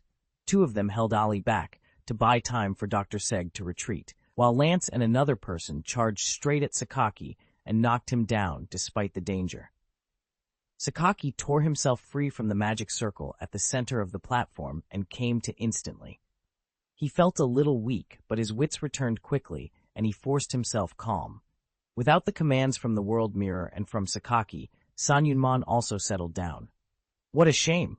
Retreat," Sakaki said softly. Lance ordered his Pokémon to release a thick smoke screen. The entire platform vanished behind a rolling pall. When the smoke thinned, Sakaki and the two others had disappeared. Team Rocket's backup arrived almost immediately. Sakaki was seated in the helicopter, receiving emergency treatment from medical staff, but there was no panic on his face, just a distant, dim look as he stared out the window. The specially outfitted chopper pushed to full speed and soon left the Unova region, heading toward Team Rocket headquarters in Kanto. Meanwhile, Meloetta slowly came to. She hugged Allie tightly. The scent was familiar and comforting, then glanced up toward the three cloud-like beasts circling in the sky. Meloetta hovered in the air, singing a soft, beautiful song. A black vortex reopened in the sky, and the dark clouds began to be drawn into it. The three-cloud beast retreated and was swallowed by the vortex. The temple's dome slowly shut, and under Meloetta's power the structure sank beneath the waves and vanished. The ice on the sea melted rapidly once the beast was gone and sunlight returned to the water. Dew, Sirona, and the others stood on the speedboat and let out a collective sigh of relief. The crisis was over. The only regret was that Sakaki had escaped. Once they reached shore, Ali led Meloetta out of the city. He intended to take her up into the mountains to live in seclusion, away from the trouble. Sirona and the others watched them go from the shoreline. "Dew, you've gotten a lot stronger lately," Sirona said, turning to him. "Want to find a time to spar?" "Of course," Dew replied with a showy toss of his cloak. "Once things settle down, we'll have a proper fight." He turned and walked toward the city. After the commotion, it was noisy and chaotic there now. Snakes, insects, rats, and ants had all run wild. He had to move quickly to restore order and round up anyone using the chaos as an excuse to cause trouble. Sharona and the others followed shortly after, and the city was thrown into pandemonium. Fortunately, Dew and his team arrived in time, and the situation was soon brought under control. A crisis exposes the worst in people, but it also brings out the best. Dozens of citizens volunteered to help keep order. That's why everything was contained so quickly. We worked non-stop from morning well into the night. By the end of it, Sharona had collapsed onto the sofa, utterly spent. Libby Lou Shark sat beside her with a small fan, gently fanning her. Dew sat calmly on the edge of a chair in the conference room. I pulled out a midnight snack I'd prepared earlier and asked Charizard to warm it up, second nature for someone used to long hours. When Charizard finished, the smell of the food filled the room. Sharona suddenly sat bolt upright. "Dew, you're despicable. You're eating without me." She lunged for the lunchbox, but Dew only shrugged and gave his cloak a lazy wave. Sharona's view had been hidden under the cloak. When she ripped it off, the lunchbox was empty. Dew sat nearby, sipping his tea as if nothing had happened. Sharona's anger flared. She could tell the flavor of the food at once. It was Otani's cooking. "Humph. What a cheapskate," she snapped. "Landshark, let's go get something to eat." Liebite Lushark trailed after his mistress without a word and walked out of the room. Dew finished his tea slowly, then crossed to the meeting room window and stared out at the distance.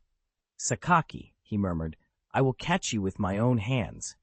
Watari said it softly, and Charizard stood quietly behind him, a silent presence. Chapter 120, The Championship Match, Sirona vs. Dew. The next day, the championship match took place in the United Alliance Arena. Sirona and Dew faced each other across the field, the tension between them snapping like a taut wire. "Dew, I won't show you any mercy today," Sirona said coolly. Dew only smiled faintly. He found her bluster pointless. "Save the speeches," he replied. "I'll let my Pokémon do the talking. Charizard, show them what all that training was for." "Greco, teach them a lesson," Sirona answered through gritted teeth. Garchomp, Greco, looked momentarily resigned, but when she sized up the Charizard opposite her, her expression hardened. There was no denying it. Charizard had improved. Even from across the field, Greco could feel the heat in the air, a rolling, intense warmth like liquid magma, and she knew instinctively this match would be different from yesterday's. Charizard roared, bristling with fighting spirit. and expelled a long, controlled stream of flame that lanced into the sky. Alice and Attic were permitted to watch from the stands. All other personnel had been kept back. The outcome of this battle would matter far beyond the two trainers. Either loss would reverberate through their respective alliances and damage reputations. The battle had gone on for ages, the roar of contest never stopping. Both Pokémon had poured everything into the fight, holding nothing back. After the final clash, they each fell back, chests heaving and tongues lolling, exhausted, but unmistakably exhilarated. It had been a long time since either of them had enjoyed a match like that. Still, it was clear Garchomp had the edge. The fight ultimately ended in a draw, but Garchomp had proven the stronger of the two. From the sidelines, Alice's eyes shone as she applauded their performance over and over. Alice's Dragonite looked sulky, but he had to admit he wasn't in the same league as Charizard and Garchomp. His gaze, though, burned with resolve. He was determined to be the one to settle this next time. With the events in Unova wrapped up, Doki prepared to head back to Kanto, riding his fossil pterosaur. Sharona, however, fell into step beside him as if it were the most natural thing in the world. Doki couldn't help the rueful look that crossed his face. Perched on the pterosaur's back, Doki glanced over at Sharona. She lounged on Garchomp, stretching lazily and displaying her graceful form. "By the way," Doki said, "don't you need to return to Sinnoh to report on your work?" Du muttered to himself that Wusong was lucky to have a champion like that, and couldn't help feeling a little cheated. After all, weren't they both champions? The three of them drifted back to Kanto, making their first stop at Otani's farm. Otani stood in the yard, broom and dustpan in hand, blinking in confusion, as Watari and Sharona practically dropped onto his lawn. They ignored him completely, went straight into the house, and flopped on the sofa like two salted fish. A breeze stirred the curtains and roused Otani. He shook his head with a helpless little smile and kept sweeping. In the living room, Eevee was glued to the television, enthralled by the sequel to the Lava Worm adventure. When Otani finished tidying, he put the tools away, sat down beside Watari, and picked up the teapot the maid had brought. He poured 2 cups for them and 1 for himself. "What happened to you two?" he asked, curiosity plain in his voice. "Didn't you see the news?" Watari said, sitting up a little straighter as he lifted his cup and took a sip. "I've seen pictures of it, but there hasn't been anything new," Du said. "Oh, it sounds like Unova's been keeping the news under wraps," someone replied. Du went on to describe what had been happening in the Unova region. When he mentioned Meloetta, Otani's voice went quiet with longing. "Meloetta's a legendary Pokémon," he said. "I'd love to meet one." Sharona stared at him, incredulous. "You're worrying about that right now?" she asked. Otani just laughed. Sharona reached out to pat his Eevee, but the Pokémon Igno read her. She hesitated, then asked carefully, "By the way, Otani, do you know anything about Ibrahimovic?" Otani nodded and smiled, but Sharona found his smile a little too easy. She forced a smile back, feeling off-kilter. "We couldn't do anything about that situation back then. Sorry, I'm tired. I'm going to my room to rest," she said and practically bolted for the stairs, half afraid Otani might press her about it. Otani didn't follow. Instead, he turned to Watari and asked for more details about Meloetta's appearance. He pulled a paintbrush from a nearby tray and, using Du's description fused with hazy memories from his past life, began to paint. With confident, careful strokes, a remarkably lifelike Meloetta took shape on the paper. Otani examined the painting closely and nodded with satisfaction. He could tell his skills had improved again. Du leaned over, admiring it. "Otani, how much are you holding back? You keep getting better." Otani just smiled and said nothing, returning to his brush to make a few final adjustments. Eevee, curled in his arms, watched the unfamiliar Pokémon on the canvas with wide, curious eyes. For a heartbeat, it seemed as if Meloetta in the painting tilted her head and smiled at them. Ibrahimovic blinked hard, convinced he'd imagined it. He rubbed his eyes and looked again, but everything on the canvas was still and ordinary. Otani noticed him staring. "What's wrong? Are your eyes bothering you?" he asked. Ibrahimovic shook his head and lay his head back in Otani's lap, still staring at the picture. Once Otani finished, the little flicker of movement did not return. Maybe he'd been watching too much TV and his eyes were tired, he thought uneasily. Otani waited for the paint to dry, then fitted the piece into a frame. He found a spot on the wall, hung it, took a few steps back, and nodded in approval. Otani stepped out and closed the door behind him. Meloetta's portrait blinked once more. He paused for a moment, looking around the room with curiosity. That evening, Otani had carefully prepared a selection of spicy Sichuan dishes for Sirona and Du. Sirona ate with a pained expression plastered on her face, but the flavors kept dragging her back. She couldn't bring herself to stop. Between grimaces, she kept shoveling big mouthfuls in, torn between agony and delight. Scheherazade watched Sirona and Du, sweating over the food, and curled his lips in disdain. He thought it was fine, barely spicy, just right. Garchomp, being a Pokémon used to harsher conditions, could take far more heat than a human. She found it a little hot, but perfectly tolerable. When the meal was over, Sirona and Du felt like they'd just come out of a sauna. Their mouths throbbed and felt swollen. "I feel like Bujima is biting my tongue," Sirona complained, sounding a little aggrieved. Otani couldn't help it. He spat out a mouthful of water and burst out laughing. Wataru beside him joined in. "What are you laughing at? Are you any better than me?" Sirona shot back. They all looked at one another and couldn't help but notice the same thing. Each of them was wearing the same swollen, sausage-like pout. I couldn't help but laugh. The bathroom had been in use all night, more activity than it usually sees in a month. The next morning, Otani came downstairs grinning. "Eating spicy food feels great at the time," he seemed to be saying, "but the aftermath can be brutal." Breakfast had been prepared by the housekeeper's sister. Plain rice porridge with kimchi, Otani himself had made. Sirona's breakfast had been sent up to her room by her maid. Otani sat carefully and began to eat. Halfway through, Wataru crept down the stairs, looking miserable. It was obvious he was barely holding himself together. Otani lowered his head and laughed softly. "Why are you laughing?" Wataru complained. "It's your fault the food was so spicy." Otani just shrugged.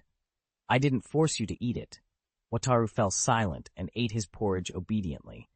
The three of us stayed in and rested the whole day. I swore to myself, no more of that kind of spicy food. Chapter 121, Pokémon Observation Diary, Saturday. Sunny. I went out to the flower field today to work with the Butterfree. A few of the males are still single, which is giving me a headache. One of them is healthy and perfectly capable in a fight, but the females just won't accept him. Even when I try to intervene, nothing changes. The females seem to have decided that only a mate that matches some ideal Butterfree type is acceptable, whatever that means. I don't think this is a problem I should force. Maybe we should let those single males wander into the forest to try to find mates on their own. The females could use some psychological counseling. There's not much else I can do for now. Sunday, also sunny. I was relieved to see the male finally find a partner in the forest. But the other female Butterfree were oddly upset. There were several disputes among them. It confused me. I had been fairly indifferent while observing them before, so why are they unhappy now that a pairing has happened? To get to the bottom of it, I approached each single female and chatted with them one by one. There were all sorts of reactions. Some were indifferent, some downright upset. Fortunately, after a little nudging and guidance from me, everyone pulled themselves together in time. That was a relief. Monday, cloudy. Landshark wrecked the training equipment again. We lost 5,000 Alliance coins. I didn't scold him. Part of the blame is mine. It's boring for him to stay on the farm all the time. I should figure out something better to keep him occupied. Maybe I could run small-scale battle tournaments on the farm on a regular basis. Progress at the Olympus venue is going normally, but the costs are really piling up. I'm starting to feel the strain. Tuesday, sunny. The little ones sent me postcards today, which made me really happy. It means they still think about me. At the same time, I worry about them. In the afternoon, the Miltanks told me that Kentaro is so handsome and that they want to be friends with him. I hesitated about whether I should tell Kentaro, not sure how he'd take it. Wednesday, sunny. I was surprised when the queen bee actually came out of her hive looking for me.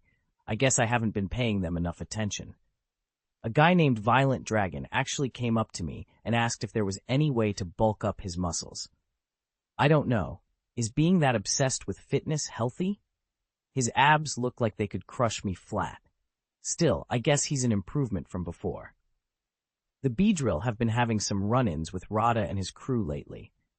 Rada's patrol was just passing through the Beedrill territory when they were stopped, confronted, and I managed to get there in time to sort things out. You have to respect those territorial instincts. I sat down with the Beedrill leader and had a proper talk about it, and in the end, we resolved the whole thing. Thursday was cloudy. Before I realized it, autumn had arrived without me noticing. I visited the farm that day. There wasn't much to do, so I took it easy and relaxed. Friday was sunny. The town sent me an invitation to the fall ride, and since I had nothing else planned, I decided to go and join the festivities. Saturday turned cloudy again. I told Kentaro about the invitation. He looked calm on the outside, but his tail was twitching like a bamboo dragonfly. Let him go if he wants to. If he's happy, that's what matters, and if he collapses, I'll pick up the pieces. Sunday was cloudy. At least the egg finally showed some life, sucking up a huge amount of nutrient solution. It looked seriously depleted. I just hoped it would hatch safely. It rained on Monday, which put me in a foul mood just as I was about to start training with Kentaro. I want to see if I can push myself into the top 3. By Tuesday, the rain had gotten heavier. Sirona and Dew were already daring each other to try the spicy challenge again. I admired them, but I sat it out this time. Not cowardice, just responsibility for my own health. I closed my notebook and slid it into the drawer, deciding instead to do something useful. Fetch drinks for those 2 overconfident idiots so they could wash the heat down. After a couple of long swallows, they both looked visibly better. "Hey, Otani," Watari said casually, "you make this spicy drink so well. Why didn't you give it to us last time?" "Oh, I forgot," I replied with a smile. Sirona scowled at me, clearly offended. Then, still feeling the burn, she downed another glass in one go. "By the way, what are you 2 doing?" "Hiding out on my farm and loafing around every day." Otani complained, sounding put out. "I'm on annual leave," Dew replied easily. "I'm just taking some time off to relax. Besides, I've got Wu Song in the Alliance to handle the little things." From the tablet on the table came a loud, indignant shout from Wu Song over voice chat. "Do I need to rest? Do you know how long it's been since I had a break?" The voice was comically over the top. Sharona, curled up on the sofa, looked up at the sudden noise and peered around, clearly puzzled. Otani sighed. He couldn't do much about the others, and sitting alone was boring. He glanced at the clock. It was still early. He pulled out the Go board and set it between himself and Dew. "Let's play a few games," he said. Normally, Dew loved to tease him and always ended up winning, but today, Otani was determined to get his revenge. The 2 of them fell into a fierce match, trading strategies and jabs. After a while, Sharona lost interest in the back and forth and turned the TV on instead. 2 hours later, after 2 games, Otani stared at the Go skill rating that blinked on his panel and felt a knot of doubt tighten in his chest. He had lost both games. Dew had to pry his brother Ai Guanxi away for another round, but he was crushed almost immediately. Still, Dew and I were in high spirits. They traded wins back and forth, laughing the whole time. Otani watched and tried to learn quietly, but the game they were playing was beyond him. He followed a few moves, then gave up. In the end, it was the homebody brother, the one who preferred staying in, who finally lost. Dew and I, both stewards, exchanged a look of mutual respect. It's not often you find someone who can push you like that. People and their Pokémon clustered around the board and kept playing until late. By the time they finally called it quits, everyone was sleepy. Otani hadn't expected that. Besides being a formidable fighter, Dew was so accomplished at Go. "I only play to pass the time," Dew said, shrugging. "Otani, you're actually not bad." Otani smiled politely and didn't take the compliment seriously. He had a cheating system. How could he honestly compare himself to players like them? Sometimes the gap between people was just that wide, and the idea of any perfect fairness felt meaningless. He felt equal parts admiration and frustration as they packed up and headed to bed. Without the system, I could have wasted my whole life on the farm and achieved nothing. Expanding it to its current size would have been unthinkable. I kept thinking about those 100 children. If they hadn't met Damaranchi and me, they'd have been swallowed up by the crowd. Lost in those random thoughts, I drifted off to sleep without even noticing.